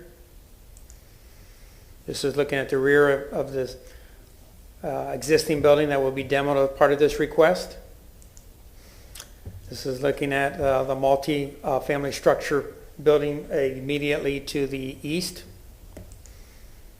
This is directly across the street to the north, contributing structure. And looking down Amelia, you have some parking that's associated with the environment that's here. Once again, this has an RM zoning classification, so you have more cars usually. There is a church on the corner of Amelia and Jefferson. This is on the southwest corner.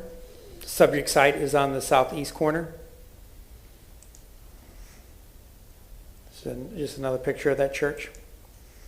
This is looking at the condition of the alley. It does meet transportation standards. No improvements are needed to this alley. This is looking from within the site. This is looking at another multifamily structure that's immediately to the south. This is off the alley, showing some vehicular storage to the building that's immediately to the east. And just to conclude with another alley shot in both directions. So that concludes the photo presentation, and Mr. Schuler will address the board.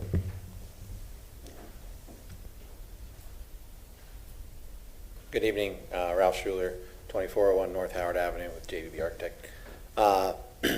My client, James Falcone, is going to make some brief statements and give a little presentation. Then I'll follow up with some more architectural details and conclude the presentation. Thank you. James Falcon, owner and partner on this project. Just going to use the projector here. What's that?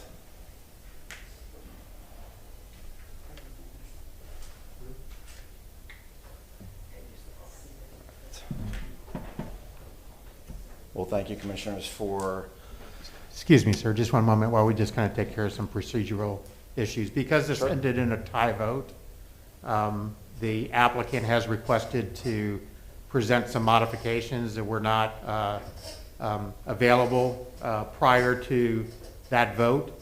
It's the board's discretion to receive that information.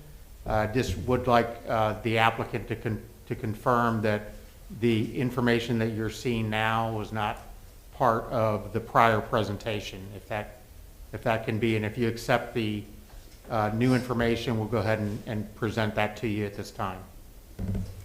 Understood, sir. Do I have a motion to accept new information respecting this case? I would like to move that we accept the additional information to be presented by the by Mr. Falcone. I'll second that. All those in favor for the inclusion of new information, say aye. Aye. Against, say nay. Okay, good. Motion carries. Thank you, Commissioners, and Ron, for bringing us back here. I want to bring together, a little bit of a story here behind our changes of the project. Also working with Ralph and Ron very closely on this one. We're really looking forward to bringing this one to fruition. Just real quick story. We have a history working with the BLC and the ARC. This is a project that I personally worked on in Ybor, not too far from the Coppertail Brewery. This is a vehicular storage building that we built, again, with the BLC. Our personal home in Hyde Park, again, working with Ron very closely on upgrades, maintenance, etc. Just want to make it clear our appreciation for historic preservation. I just want to go through our current structure and site, previous plans, current plans, local new construction that's relevant to our project, and how we're meeting the application standards for new construction within Tampa Heights. As Ron had shown, here's our current structure and site, a non-contributing block house. You know, when we saw this, we saw an opportunity to improve this lot as it's non-conforming, and there's just a demand for newer construction in this area. Here is the first design we brought forward in May 5th. The board was not excited, and looking back, I can see why. Our design elements on the elevations didn't perfectly match what we like to see in Tampa Heights. So we made a second modification for the July meeting to tie into more of the fabric of Tampa Heights. You can obviously see more of a bungalow type design. Some of the issues that we had run into with this one with the commissioners, again, we are in agreement at this time. You know, having this connection here with the massing felt a little too large with the garage there. So now here we are in October 4th. The changes we made forth with this project now are detaching the two-car garage serving each property. I've got the site plan here as well.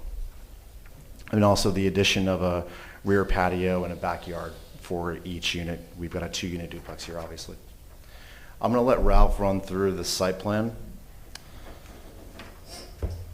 Keep these up here for him if needed. Just another copy of the elevations. Here's a rough 3D render just to give you guys an idea of the massing.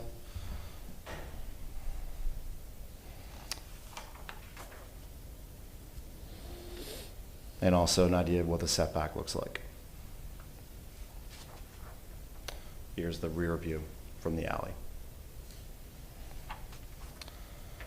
I won't go and run through all of these standards for new construction, but Ron and I have worked very closely to make sure we're tying into these standards. Just want to compare a couple new construction projects that are somewhat relevant. You can see here's our 401 East Amelia, our existing property, 2103 Jefferson, just 0.2 miles away. We had actually used this as an inspiration when we were looking at this project initially, and when I pulled the records, Ralph was the one who actually designed this one. That's why we had selected him as our architect. Second project close by. This is a single-family structure. Again, just kind of tying back to these similar design elements for new construction in the area.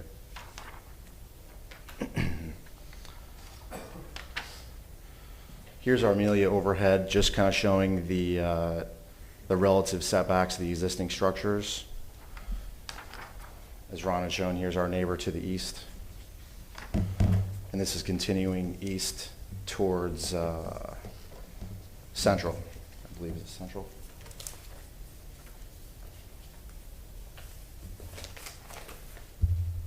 Central up. I put the setbacks in there for the body and also the porch, so you can kind of get an idea of the feel and dimensions of the street relative to our project. And again, we can reflect back on the site plan if you have any questions. Traveling east further, 409 Amelia. Newer construction, single family. This is on the corner, the northwest corner of Amelia and Central. Multifamily structure. Across the street on the north side of Amelia. I try to get as many pictures and measurements as possible without disturbing the neighbors. And again, this is the church directly to the west of our project here. You can see pretty significant massing there facing directly Jefferson and obviously facing the west side of our project. This is the Amelia side of the church. You can see a very close setback there. Lastly, just a multifamily that, again, Ron had shown in previous picture, directly behind us in the alley. I'll let Ralph take over.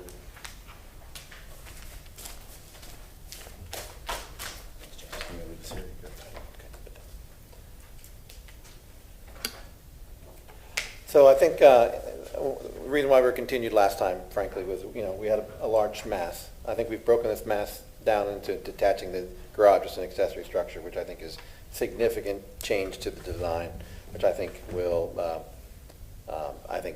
make the commissioners and the neighborhood happy about that, and I think we will be too. Can you please state your name for the record, just to clarify? Sure. Ralph Schuler, JV Architecting. Thank you.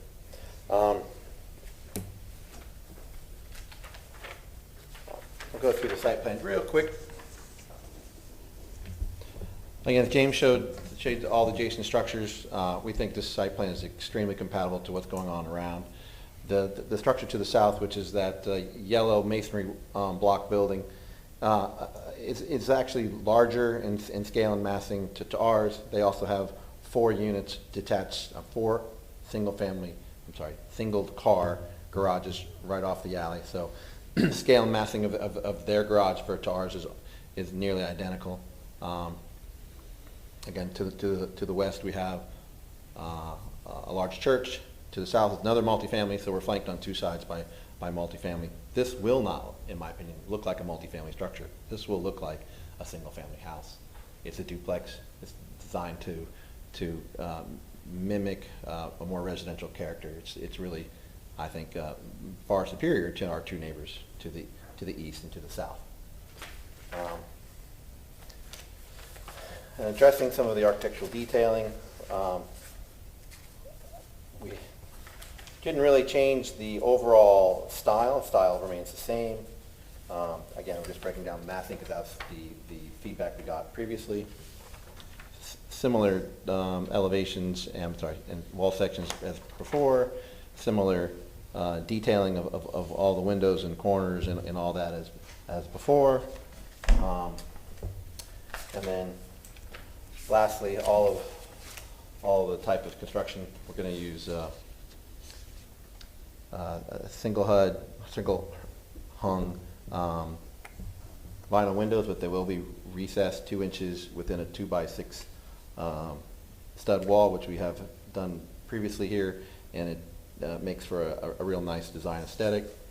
A garage door, carriage style, looks something like that. 3-tab, dimensional shingle, gray roof. Some lighting would be very compatible. Black wrought iron style doors and hardware. Front door, that's a 3/4 light front door with compatible hardware. So with all that, I would respectfully request a certificate of appropriateness for today for the drawings and details presented. Thank you. Good evening, Commissioners. Ron Vila, staff with Historic Preservation. Staff's finding that this application is consistent with the Tampa Heights Design Guidelines, with the changes presented from the prior presentations, with the detachment of the garage to bring down the massing, and the detached accessory structures are just 1 story. The massing on site has been reduced. There are some conditions that were associated with this request. If he could elaborate on the visitor parking spot. I know he's in discussion with City of Tampa departments for the approval of that. And then also just to go through a wall section and just to focus from ridge to grade exactly all the exterior elements on that, and to focus on all the exterior wall materials to include the vents at the foundation. That concludes that concludes my portion of this presentation. I'll be here to answer any questions. Thank you.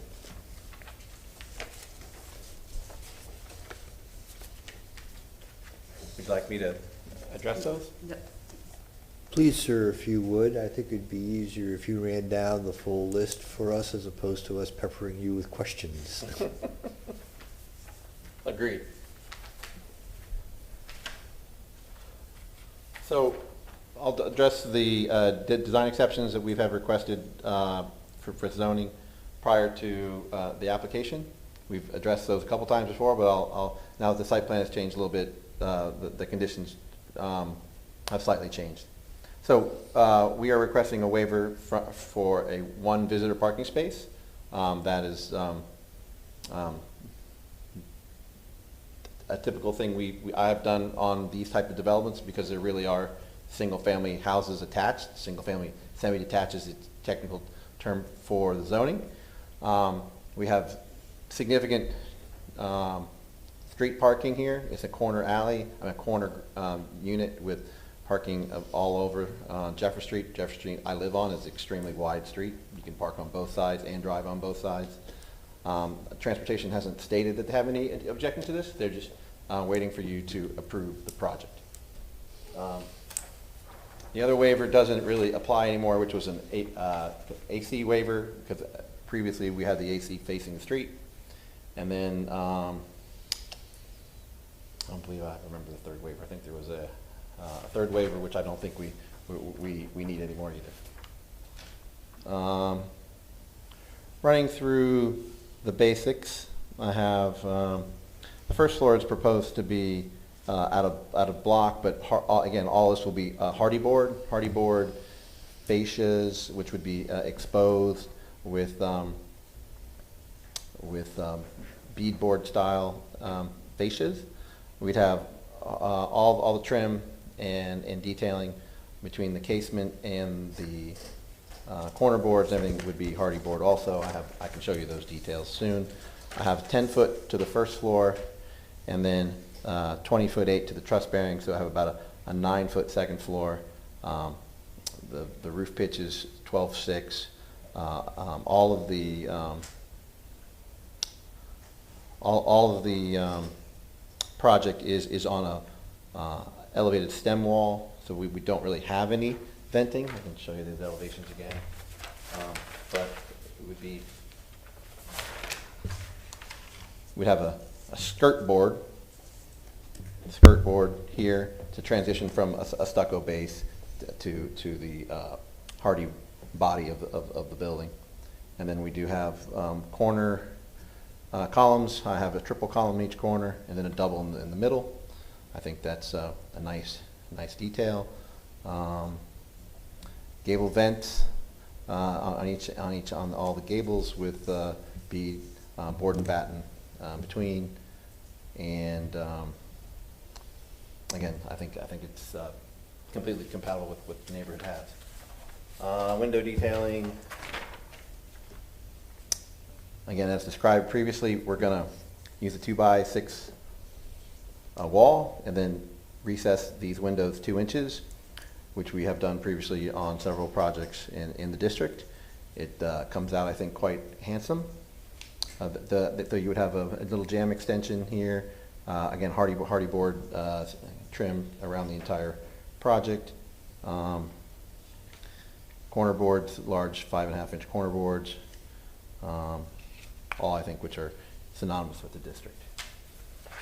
And was there any others? I think I addressed all this. Let's look there. Can we run down your porch materials? The porch material, the front of the porch here, of course, we have a dimensional shingle roof. We have a hardy wrapped with a base and a cap, columns, triples and doubles. The porch itself is a concrete porch, a smooth finished concrete porch with some shared stairs at the front and a little detail with a lip so that the stucco dies into that lip and doesn't just end at the top of the porch, which I don't think I have one that shows exactly that. Well, it's pretty close. I don't think you can probably see that, but this little detail here is a little overhang so that the stucco would die into that. So it's, again, a detail I have used consistently in historic district. I went through all the other materials, I believe, with the material essay. So with that, I'll take any other questions. Presentation is complete. Is there any public comment for this project? Hearing none and seeing none. I'll open up the floor to our commissioners for any questions they may have for the petitioner, the owner, or staff. Are the windows vinyl or aluminum? So those are vinyl windows. Okay, because the detail showed aluminum, that's why I'm Yeah. asking. Must have been a mistype, sorry. Yeah. Now, is that like vinyl window or they're vinyl clad? No, these are vinyl windows. So Vinyl, because it's a okay. new construction, that we are, it's compatible to use. Do they have divided lights? These do not. These are 1/1 style windows.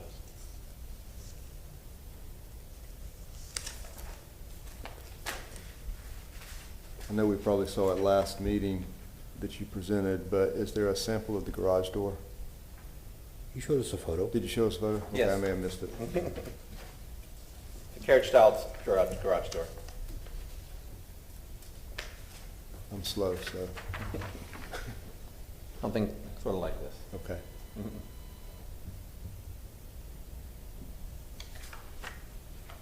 That's all I have. The gable vents are false, right? They're not actual vents, you're just, Yeah, they're false vents. They're not It's real. just- Well, more than likely, it's going to have a cool attic with ice in it. okay. And could we put the Amelia overhead that Mr. Falcon provided? Which one does he? I think it's the Google Maps overhead, just to give some scale.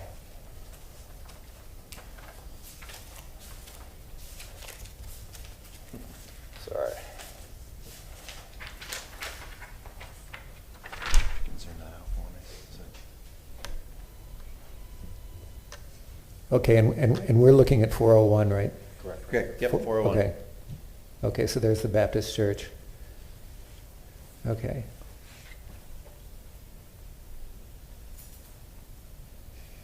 And the front yards are all over the place, so. All over the place.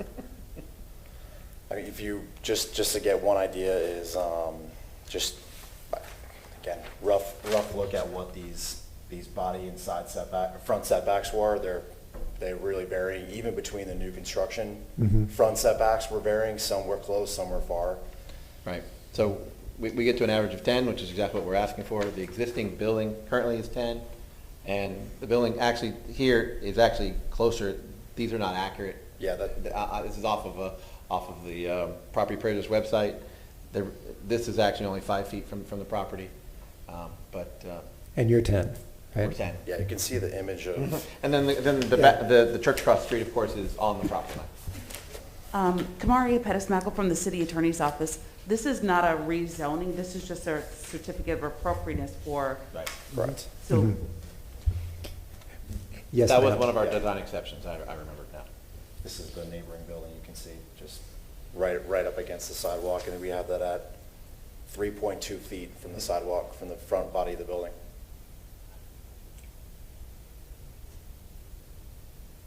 Okay, that's all that I have. Thank you very much. I think I'm still getting the previous project out of my mind. Ms. Boyd? Can we see your site plan, please? Sure.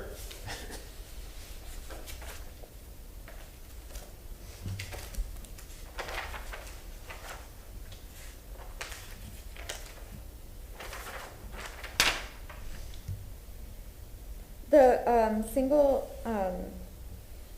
visitor parking space that you're proposing, is that just street parking? We're not proposing a visitor parking space, we're asking Okay. for a waiver. That's the way, okay. Are you proposing any fencing on site? Not currently.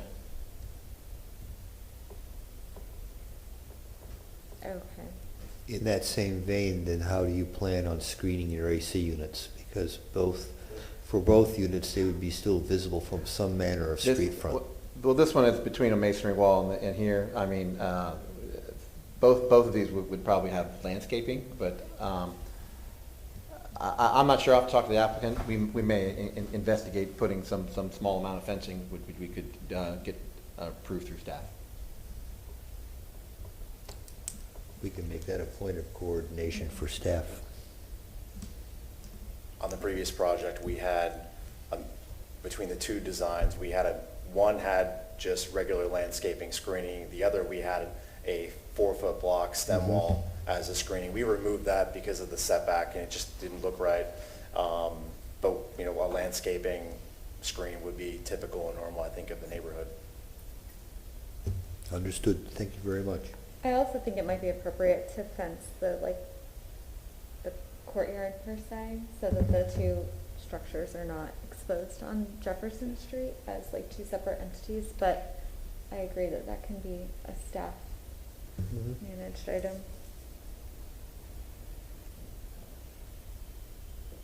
I don't have any more questions. Any other questions? I'll ask again, was there any consideration to wrapping the porch for a side yard? We have a pretty narrow lot. It's only 56 feet wide. And also because we're a multifamily development, just didn't seem practical. And then also multiple corners, again, of this particular lot don't really have any wraparound porches. And well, 3 of them are commercial. So it just didn't seem appropriate. No further questions. The applicant is allowed 5 minutes for rebuttal. I think we're None good, thank you. whatsoever. At this point, this commission is, this hearing is closed, and the commissioners will now discuss the case. We would like to open up the discussion. Yeah, I'll open and say I commend the applicant for what they brought forth tonight compared to what we've seen in the past. And this is, I think, a drastic change in a positive direction for sure. In regards to the screening, I personally would lean towards landscaping just because it's softer than some of your hardscape type fencing. And with the massing, I mean, there's still quite a bit of massing here, but again, we've done a great job of You see, it looks like breaking an it up. older, it looks like one of the older big houses that we would see in you know, this neighborhood. If we go with fencing, I mean, I'd lean towards a more of a wrought iron look. That's not really screening, so that's why I'm kind of leaning towards a softer. And because of the dimensions that we're looking at here and the reveals that we're seeing, or may not see actually from the street, I just feel like the landscaping is maybe just a cleaner, softer look. Other than that, you know, parking is an issue and going to be an issue on every one of these projects.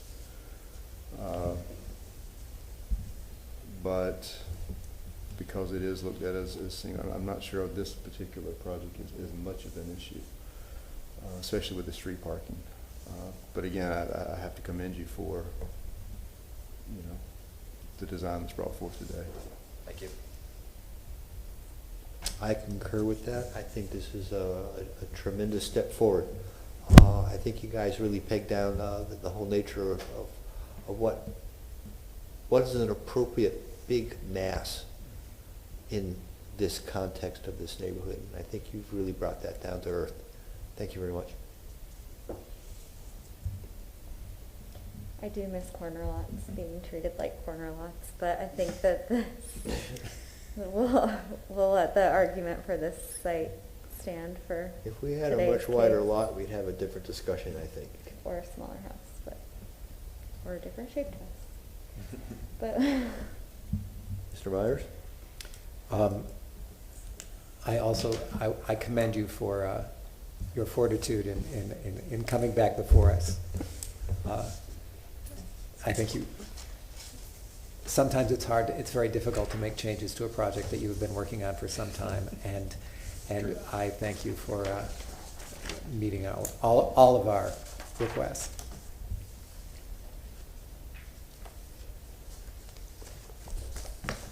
Is that all we have right now? Do I have a motion for this project? Kamaria Pettis-Mackel from the City Attorney's Office. I believe the applicant stated that he's doing a design exception for the handicap parking. So that should be a condition if the board is choosing to do a motion to approve the certificate of appropriateness, a condition about the design exception application. It's for visitors. And Visitor, not handicapped. is that the I'm gonna have to reopen. So the to thing. clarify, it's for a visitor's parking parking spot, Just not... whatever the Okay. design exception, that should be a condition of the approval if that's what the board so chooses to do. Are we clear that that is the only design exception? So technically, the waiver. I'm sorry. If there's going to be additional comments, the public hearing has to be opened by a Are motion we from the clear that board. that is the only design exception? Yes, I am.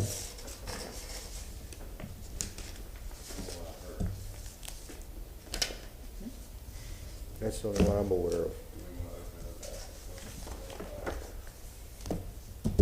I think that might be appropriate. Do I have a motion to reopen this meeting to further question the petitioners? I move to reopen the public hearing. Do I have a second? I'll second. Okay, all in favor, say aye. Aye. Aye. Is Meeting that is, the only design exception? Yeah, so there's, again, technically two, the lot averaging, which is really done here and is technically a design exception. So I applied for it as part of the thing. And then the second one is the vehicular visitor space. The third one does not apply now with the new design. And that's it. Thank you. And these are waivers or design exceptions? These are not waivers. These are are not design. waivers. Okay, they're just design exceptions. Right. Okay. thank you very much for that clarification. Again, the same problem. Lots of different words go out and in one ear, out the other ear, or slightly different ways of perceiving what they actually mean. Okay, we will reclose this public hearing, and the commissioners will continue. Do I have a motion for or against this project at this time?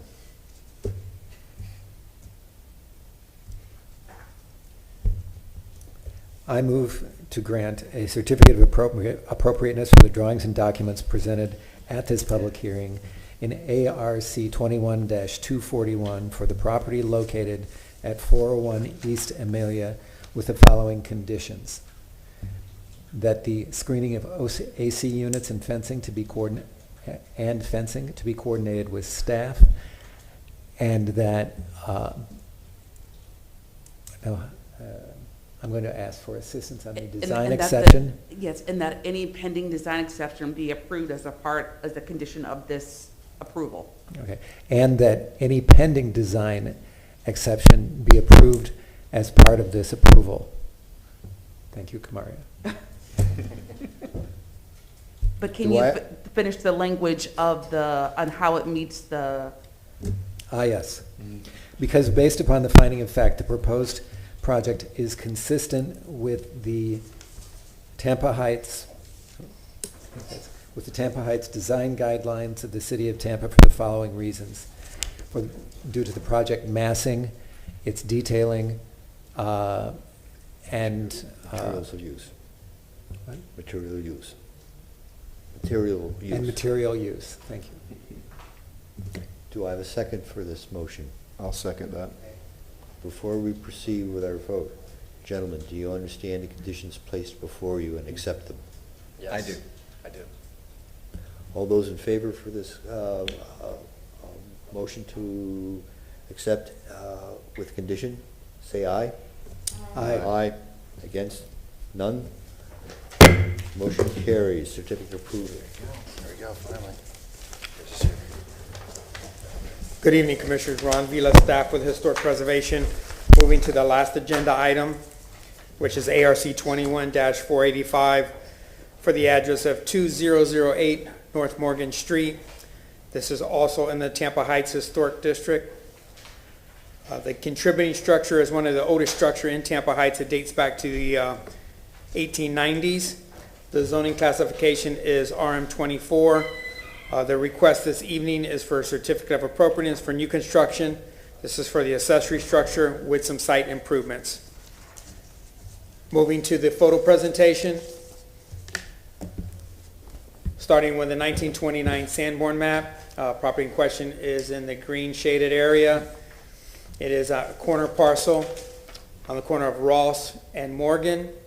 There is an alley that runs to the south of the subject site that is not going to be functional as part of this request. They have a drive aisle that is on the south side of the project, and then they're leading it towards the accessory structure. This is an overhead shot showing the grand home. It's referred to sometimes as a red roof house. You'll see that through the photos that I show. The access and the motor court is on the south side of the property, and then the alley just below that to the south. Once again, this is on the corner of Ross and Morgan Street. This is the property as it sits on the site. This has got an east orientation to Morgan Street. You see the dual roofs. You have a low profile standing seam on the lower portion, and then you have a stamped metal roof on the body of the building. This is moving to a portion of the front elevation and a north elevation. This is looking at that north elevation. There is a perimeter wall with fence around it. Has these pilasters that are engaged with a metal fence. Looking at the context of the neighborhood, this is looking across Ross to the north. This is a period home, and this is a new construction. Moving to the south elevation, you see the access on this side, as I spoke about. So they have it coming straight in. The accessory structure will be behind that with a little hammerhead to back out nose first. This is looking at the fencing that's in place today. And this is the rear elevation. And just the condition of the alley that abuts it. Once again, the alleys that we've seen tonight have been improved, and they do function as part of the grid as originally intended. So that's a plus for the neighborhood. Having said that, that concludes the photo presentation. I have Mr. Schuler address the board once again.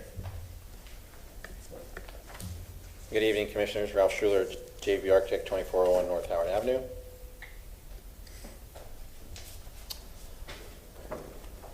So Ron gave you a pretty good idea of the house. It's a pretty predominant house in Tampa Heights.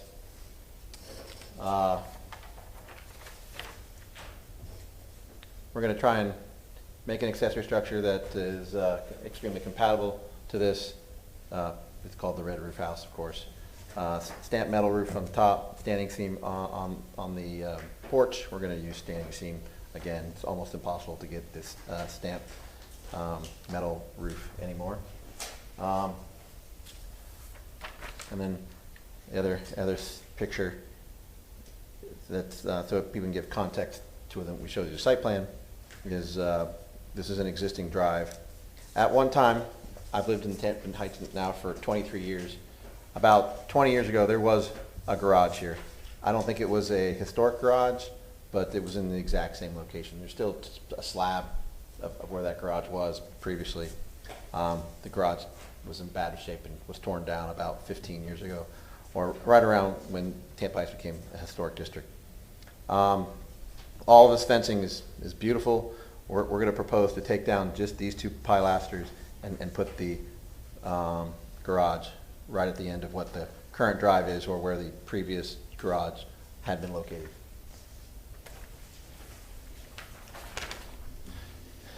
So what that looks like, we're going to do a single-story accessory structure. It's going to, again, be in line generally with this driveway. Because we are over the 750 square foot maximum accessory structure, because we are in an RM24 zoning, we get 15%. So 15% of 5,000 square feet. This lot is like 4 times that, but by requirements, this accessory structure, if it's more than 750 square feet, has to meet primary structure setbacks. So we are doing that. We have a 7-foot setback off of the south property line, which is on the alley. So that's really the only setback we have. Everywhere else, of course, we're miles away from any other setback. Large parcel. Also, this retains kind of how the site works currently, which is, again, parking to the south, access to the front, access to the rear.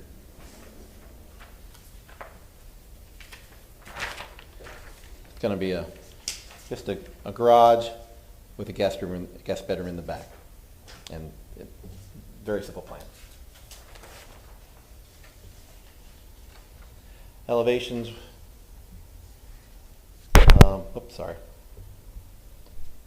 Again, this is going to be red standing seam metal roof. It's going to have very similar detailing on their gable ends. We can look back if we need to.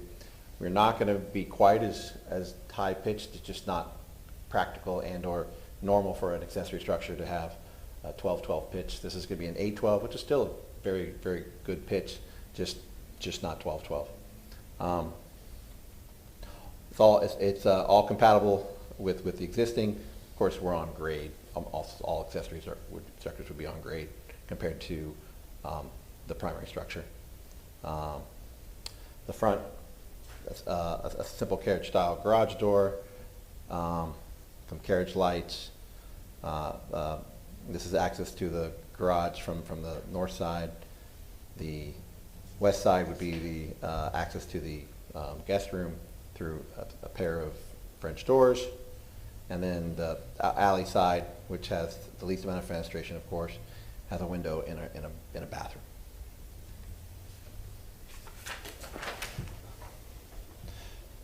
We would build this out of concrete block, perfect for a garage. It would be clad completely with hardy board. Wouldn't even know it was out of CMU. We'd keep the hardy board up about six inches or so from grade. We would put some stucco along that exposed portion of the foundation. Again, typical detailing that we've used previously. Because we have block, we have more room. We inset the windows again, similar where we have a two-inch inset. This would use vinyl windows again because it's a contemporary structure, even though it's made to be compatible. A double window with enough room to show that it would have a weighted pocket and typical details.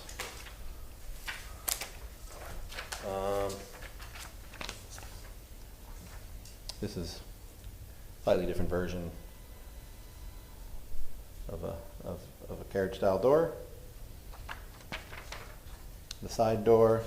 Sorry, I don't know what this picture is very light, but it's a 3/4 light door. That's the side door into the garage, and then we'd have rear doors that would be just one light French doors, which where's my picture of, there we go. These windows are painted black, so they don't really show up very good on pictures. But they're 1/1 windows, and it's hard to see them.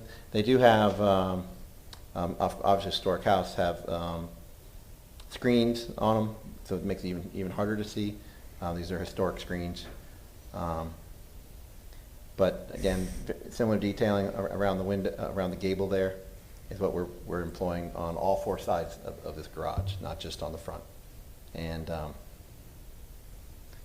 all the other detailing in the way of the hardy board would match the house itself, just in hardy board versus wood. Let's see if review.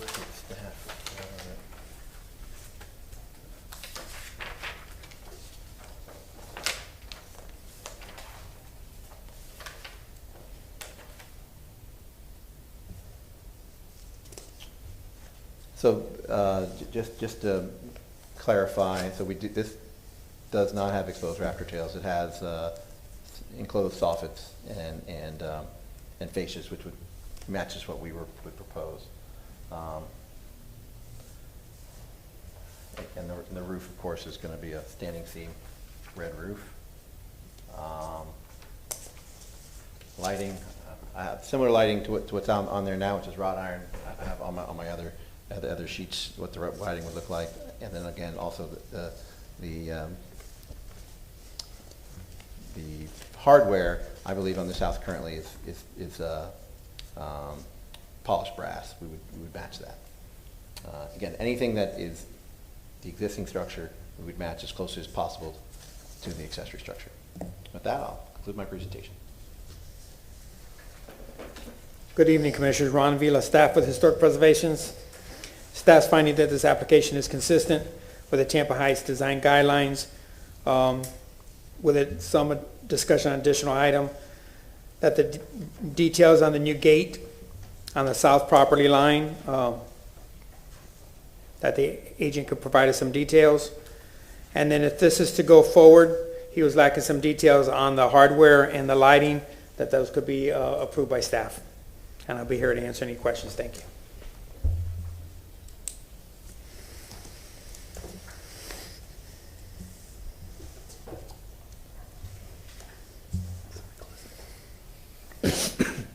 Please excuse me. We open the floor for public comment. Hearing none, seeing none, we will continue. Commissioners will now ask questions. Please. Would you like to start? May we see your site plan? May we see your site plan, please? Sure.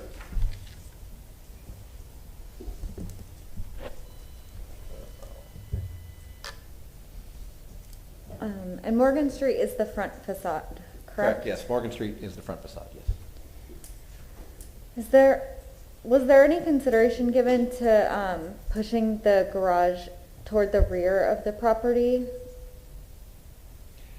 Yeah, so we did look at many options of where this was going to go, and I think for a couple of reasons this was the right spot. First and foremost, we have a very significant fence that runs around this property. It's not a cheap fence. I mean, it's all real brick, rail wrought iron, 6 feet tall. And to push this back or push it forward, it just seemed like the right spot was it to be on line with that fence. And then also this gate is existing. This would be a new gate, that is true. It would be done similarly. But so for that reason, and for the existing concrete drive, and because it's still behind the main facade of this house, we felt that this was an appropriate location for it. What are your plans for the gate at the south? That is just access. He doesn't currently have to get a riding lawnmower into the property, and it would be off of the alley. And will it match the existing? Yeah, we will mimic the existing fencing, which is, again, vertical picket wrought iron fencing. And how are the windows set back on the existing structure? Or what is the window detail on the existing structure? So I have not surveyed the exact house to the extent of detailing every window, but the traditional wood structure, it has wood windows, and the wood windows, of course, by their nature have a little bit of a recess to them. So we're trying to mimic that, but do it in a contemporary way, in that the current accessory structure would be built with contemporary materials, things that don't rot like wood. We have to remember, at the time of this building being built, windows were made on site. They weren't products taken out of a box and installed. Correct. Sure, but from the photos that we have, it looks like the existing structure's windows are not typically we see them with that big reveal, and these look like they're closer to the flush with the facade. I think what's skewing I had to look at that twice myself too. Mm-hmm. And I think what's kind of messing that up is that what you're looking at is actually the screen that's inset into the frame hung there in front of the windows. Correct. Okay, I don't have any more questions.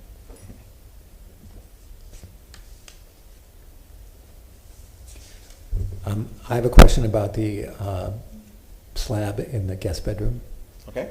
It seems to be the same at the same level as the garage, but normally that's not what we see. Yeah, so I don't know what the exact finished floor of this is per code yet, I'll be honest. So we are required to be, 12 inches for the above the crown of the road for the garage and 18 for the structure, which, we may be high enough, again, this has this could all be at 18, and we'd probably make it flat. If it's not by code required, then we would make that differentiation between 12 and 18 between the two parts of the building. Okay, thanks.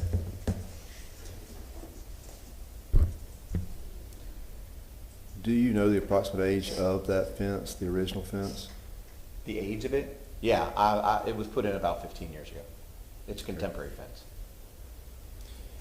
And on your roofing choice, obviously I realize it matches the porch, but were there any alternative finishes looked at for that particular? The current owners absolutely want a standing seam red roof, without a check. That's their desire. So would or would they not be open to an alternative? Well, I mean, they're pretty adamant they would want a metal standing seam roof. Are they? They're not here. I haven't asked them if they would be able to propose an alternative, but the answer is, I would think probably no. Is that a painted surface on that roof? It doesn't look like a standard color to me. So I've lived here, again, 24 years. I live a block down the street. That roof, that house had just had a new roof put on bed. It was probably about a 25 or 26-year-old roof. But the original roof was a stamped roof, just like that. Mm-hmm. But I believe this is a Kynar finish. Wow, okay. Yes. It's a very expensive roof. Mm-hmm.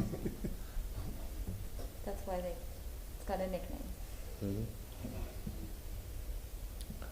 I have a question, sir, on the forward placing of the structure.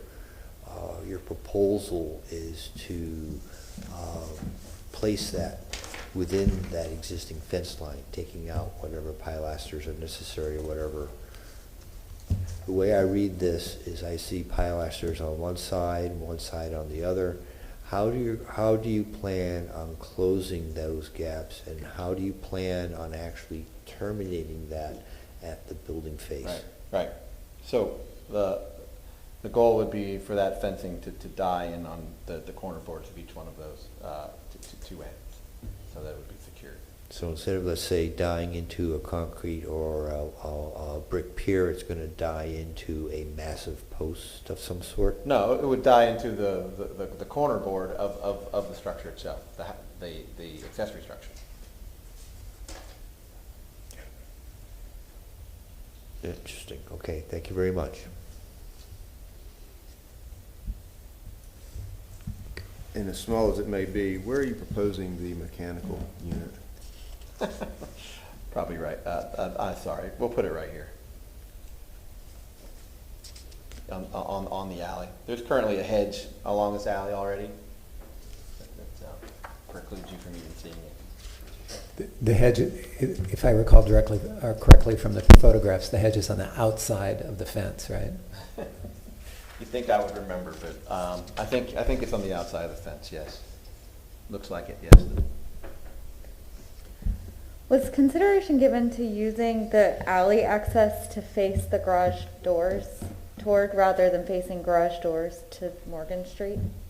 Again, the owners, I had a very good discussion again where the placement of this garage really wanted to be, and they felt, and I agreed with them, that this was the best location for this large lot.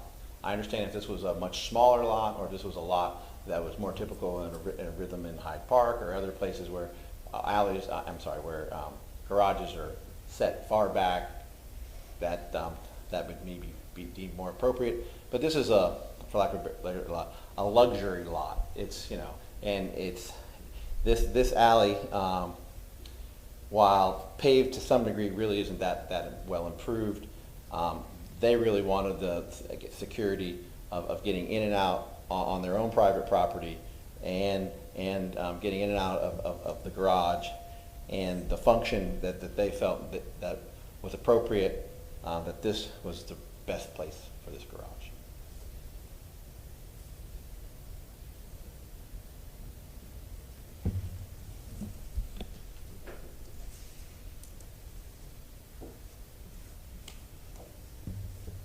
Any further question? Comments? The applicant is allowed 5 minutes for further rebuttal if necessary. I think I've answered the question, so I think I'm good. Thank you very much, sir. We will close this public hearing and the commissioners will discuss this case. And we would like to open.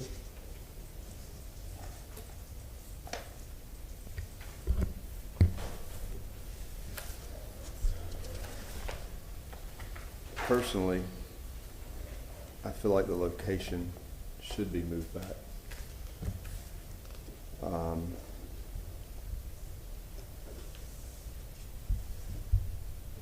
Probably far enough that the gate still is functioning and cars can park within that, between the accessory structure and the gate. Something's just, for me, the way this is tied into the fence just seems off.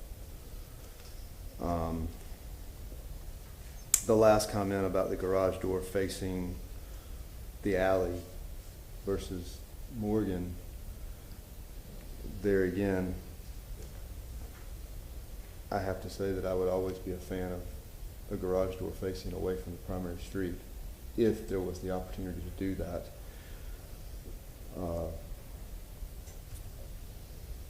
The only other comment I think I really have is the roof selection.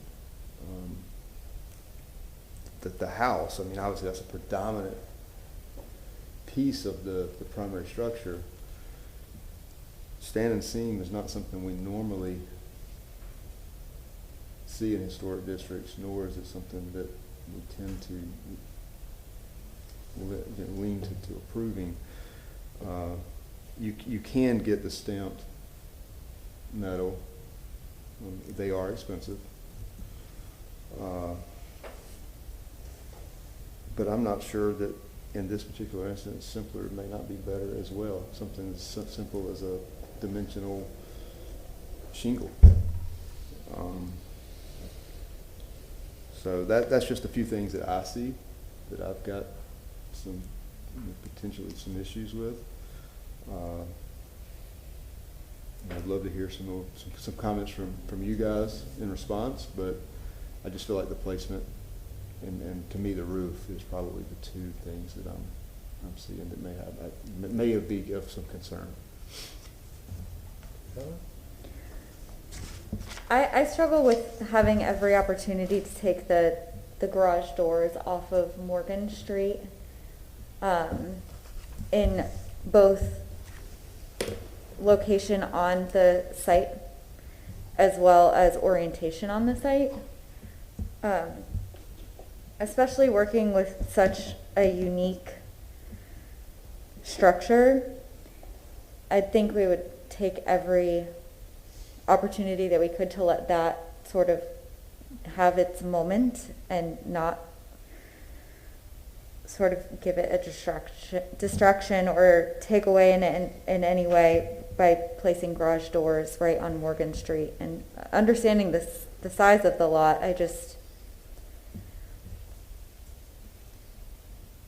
we have other opportunities, either to place it behind the prominent fence that we've talked about, which is 15 years old, or by taking the garage doors off of the primary elevation. So you'd be thinking about, pushing this thing back far enough so that there is either a parking apron after that gate or allow for that gate full operation? Yeah. And that would be the limit, or are you actually thinking about moving this all the way into the back corner? I don't dictate moving it all the way to the back corner. I think they've gotten, I would, if this was my property, I'd understand wanting to be able to maintain a rear yard, which is, it's sizable right now. So even just pushing it back enough that we we keep sort of the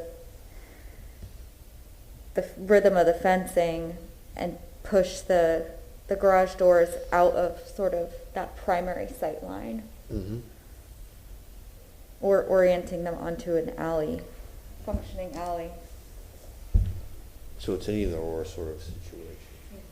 And keep in mind, if you were to remove that garage to the rear of the property and face the garage door to the alley, you don't have the rear yard, but you still have a lot of yard there on the side. There's a lot of options and a lot of opportunity just because of the size of the lot. I think what I'm hearing is we don't want an accessory structure to take away from this predominant home that sits on this piece of property as it is.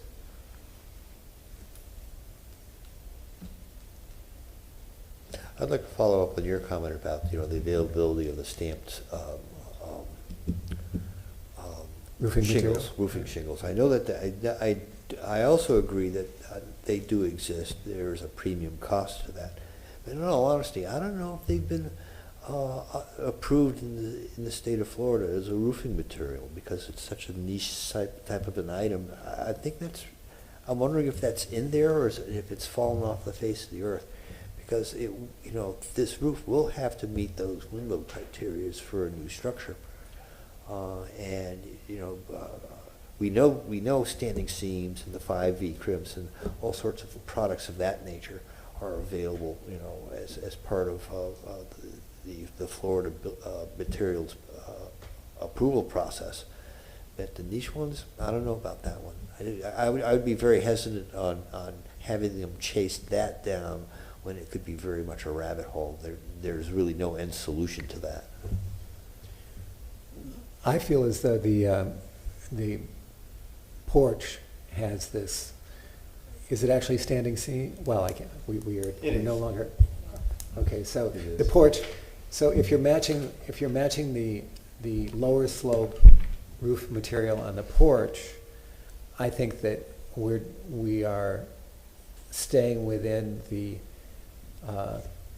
historic character of the building. It's a weird, you look at it and it's a sort of odd juxtaposition of these really steep roofs, and so they can take this stamped metal stuff because the water is moving so fast it's not going to penetrate. And then you've got a better roofing system on the porch with a lower slope, and it's this standing seam. I think the standing seam is pretty appropriate for the accessory building. And also, they do have an existing driveway where they have been parking their cars for a long time, and that existing, so we're just putting, it seems like we're putting back a non-conforming structure, but we're putting that structure back where it was. Even though I don't think I think it is. It's not a perfect solution, but I think that there are real reasons for them to put it back where it was, at least after 1950 or whenever it was. Do we know that standing seam roof is historic to the house, or that was something that was? There was a photograph. Yeah. Excuse me, Ron, you had a historic photograph of that house from 1920 or something? I can't see it in here. Circa 1919, it says. It's hard to tell exactly what that roof is, I'll be honest.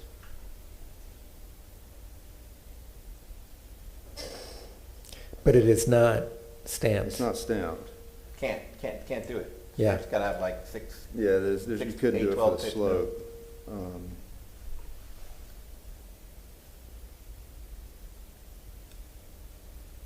They do make these, the shingles are made where there are some manufacturers that make ones that meet Florida code. They do. The stamped metal? Yeah, I actually just looked, but Okay. with that said, again, it is a niche product for sure. Mhm. Very expensive. I have to imagine. Mhm. And there again, it's an accessory structure. So does it need to match the Mhm. primary structure? And I think that's kind of what I'm fighting with myself here is not only is it standing seam and going to look, but it's also very red. And so, and it looks great. I mean, I don't have any issues with the color. The accessory structures, we're almost trying to hide this back there like it's not there. And I just feel like we're bringing, because of where it's sitting, we're Because it's just an exclamation point on top of the building. Well, I'm also looking at this plan as well, too, with respect to that. And it'd be nice if we can have 2 screens up, because if you looked at the elevation from the Morgan Street, as we had seen from the photograph, and think about what's happening along that background, where you see the vehicles parked. The basic front line of this new mass, if you will, this new garage, is going to be on line with the back line of the porch. So what we see in the photograph today is a very nice verdant green garden situation with a fence, and now the proposal will be for a garage door and an orange roof, a red roof. Which is, I mean, we're talking about making it fit with the house, which is fine. But the thought about, can we move this back so we don't have that hard relationship to really the main feature, the main front of the house, and let some of that landscape soften everything out? Well, looking at the Sanborn map, and I guess we choose whether that has any bearing or not, but it looks like there was a accessory structure. Well, there may have been. To the rear, actually. Yeah, there was multiple, but actually, it looks like in this location, on this side of the lot, there was one in that back corner. Mm-hmm. I mean, there's a location where this could be totally, almost totally shielded by landscape and fencing, which is more typical with what we see in the Hyde Park district, is the accessory structure is oriented on a rear corner of the lot. And there's a porte cochere or an alley in which we access the garage doors. I think I'm hearing that he may want to reopen the public. So do we want to I'll make a motion to open the public hearing back open.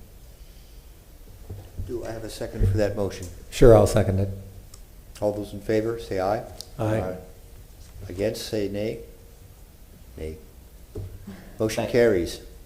Thank you. So, I hear everything you said, I really do.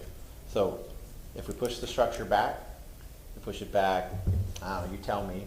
If we leave the garage, I'm sorry, not the garage, the wrought iron fencing there, we leave the 2 pilasters there, that wrought iron fencing will just disguise this structure to a large degree.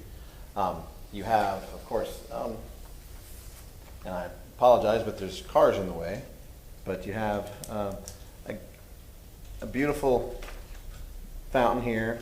You have this crepe myrtle, which is very, very nice. There's also a gate here that's got an arch over it that's very, very nice. All of that would stay exactly the same. We'll just push the structure back, push it back. Again, I'm open to what you think the right number is. I think obviously 5 feet's not enough. 20 feet might be too much, but I'm open for an open discussion on what the right number is. But I know my clients are absolutely not in favor of a structure that comes off an alley or comes off of a property. They have a large piece of property. They feel that this has the ability to be unique in that, because it is a unique property within Tampa Heights, and that there was never any structure that I can see on any Sanborn map that ever showed an accessory structure of that size and character coming off of the alley. Again, I don't know what the year that the structure that was there was built, but it was an older structure. It was wood, and it was demolished because it was of old age. Doesn't meet the 1925 Sanborn. It's not on there. I get it, but I think moving the structure back, leaving this garden aesthetic in place, I think is a great compromise.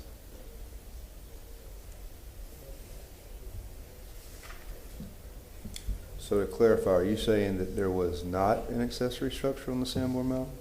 Well, what I'm saying, the original Sanborn that was presented by staff showed a little tiny, Right. 150, 200 square foot, I'd call it a shed, not an actual carriage house. Yeah, it's hard to say off of scaling. I can't ask anyone who was there. Could we close the public hearing? So, do we want to dictate how far back we push this building? Or, I mean, I'll I make think a proposal. that's ultimately a decision to be made between the designer and the owner. I think with the idea that we want to have more of a forecourt here to allow the landscape to soften, the fence work to soften the impact of this building on the front of Morgan Street, because we already have a dedicated driveway and parking situation here. How much they want to move that and to what effect, I think, is yet to be determined. And I think, I mean, I don't know even if there are, if he's got a operable gate, right? Mhm. So we're gonna have to open the fence up to a gate to get through it. Are there requirements on how far an accessory structure must be from a gate, like a car width, well, et cetera? well, I mean, that's a point to be discussed, I think, as well. Yeah. Because, okay, you have a gate that opens, great, okay, the gate closes. What do you want to have happen after that? Do you want a walking court, or do you want a court big enough to park a car outside? And is our gate, I don't know if our gate has enough room to open laterally. It might need to swing Two open. swinging gates that open like this out towards the street. So now And they're now on- we've redesigned. They're powered. Okay, so I think the whole nature of its design and its fitting within the landscape is yet to be determined. I agree. And that's not something for us to dictate. That's a proposal to be brought to us. Correct. I agree. I'll propose 16 feet, which is the minimum size of parking.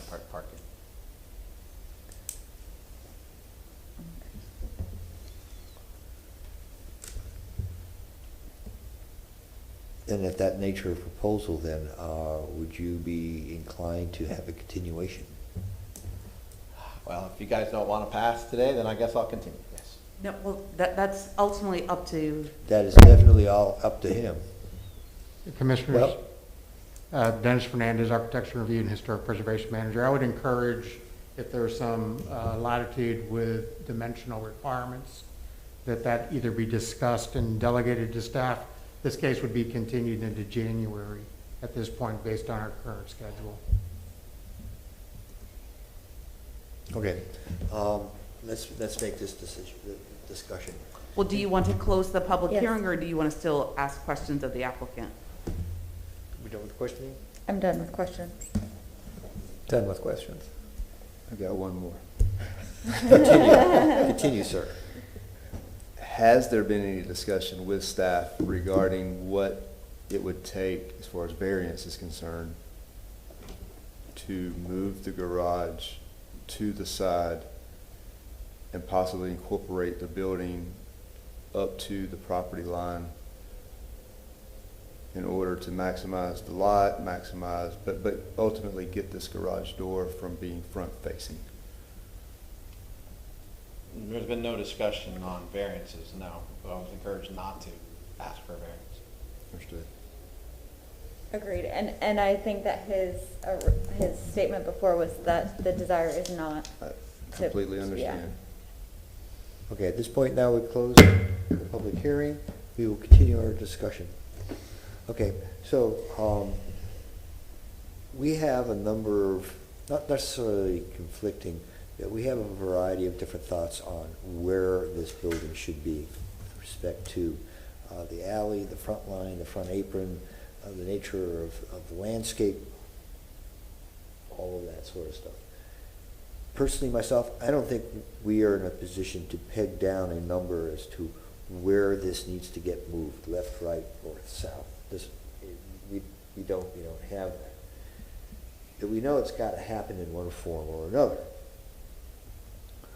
So, do you feel that the ultimate placement of this building on this side yard, in this side yard, is something that our staff would be able, we can delegate to our staff to work with and come with an appropriate solution? I certainly feel that way. And it is, I think it's expeditious, and I completely, and this did not occur to me when I was reviewing this project previously, but it appears as though there are very few of these accessory structures. There are very few garage doors that face on Morgan. It's just the way it appears to me now. And Yeah, I don't know the answer to that. The hearing is closed. oh yeah, there are very few of these. I'll look at you. That's better. So there are very few of these garage doors on Morgan, and so to move it back makes great sense. However, I think it's something that staff can handle very well, and that we have qualified design professional involved here, and we've got owners who have consistently, it seems, tried to do the right thing. So I think we can perhaps make that a condition. I would like it to be a condition. We have a more than qualified staff to handle this for sure. With that said, I think the major concern here is that we don't want to take away from the residents. We don't want you to ride down the road and, wow, look at this accessory structure. We want you to say, wow, look at the residents. I do feel between this particular designer and our staff that they can probably achieve that.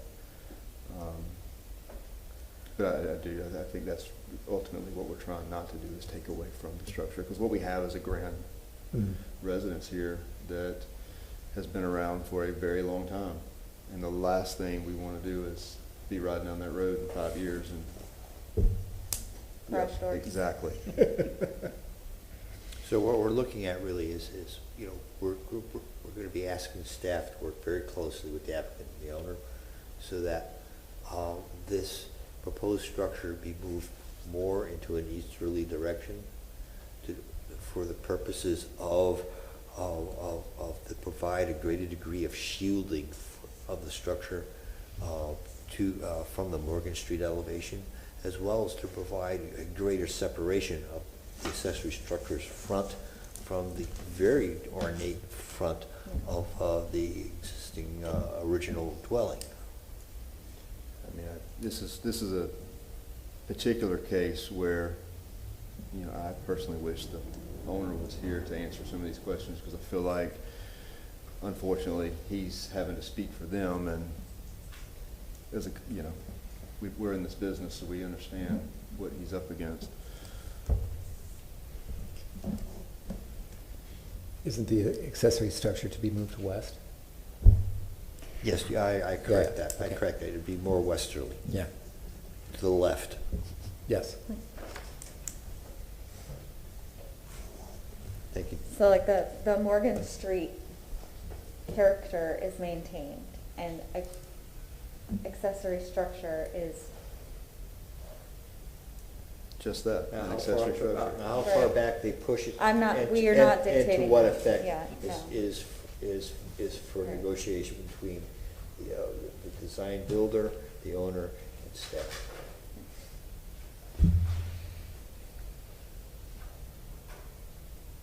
Do I have a motion? Yes. You're still working on the language? Yeah, just one moment here, accessory move away. And then hardware and lighting were also conditioned.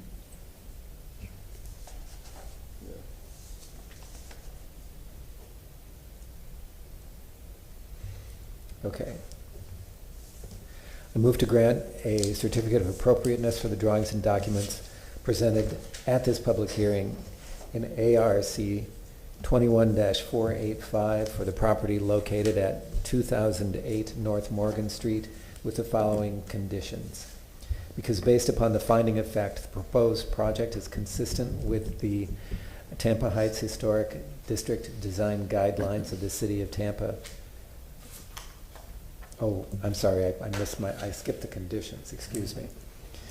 Property located at 2008 North Morgan Street with the following conditions: that hardware and lighting be approved by staff, and that the accessory structure be moved west to maintain the character of Morgan Street, the openness of the lot, and to not detract from the quality of the contributing structure.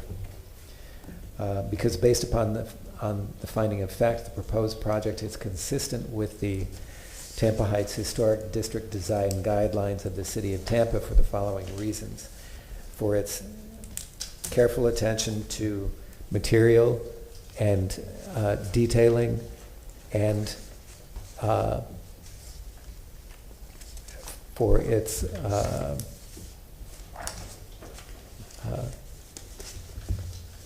remaining consistent with the design guidelines and the general design of the urban fabric at that area. Do I have a second for this motion?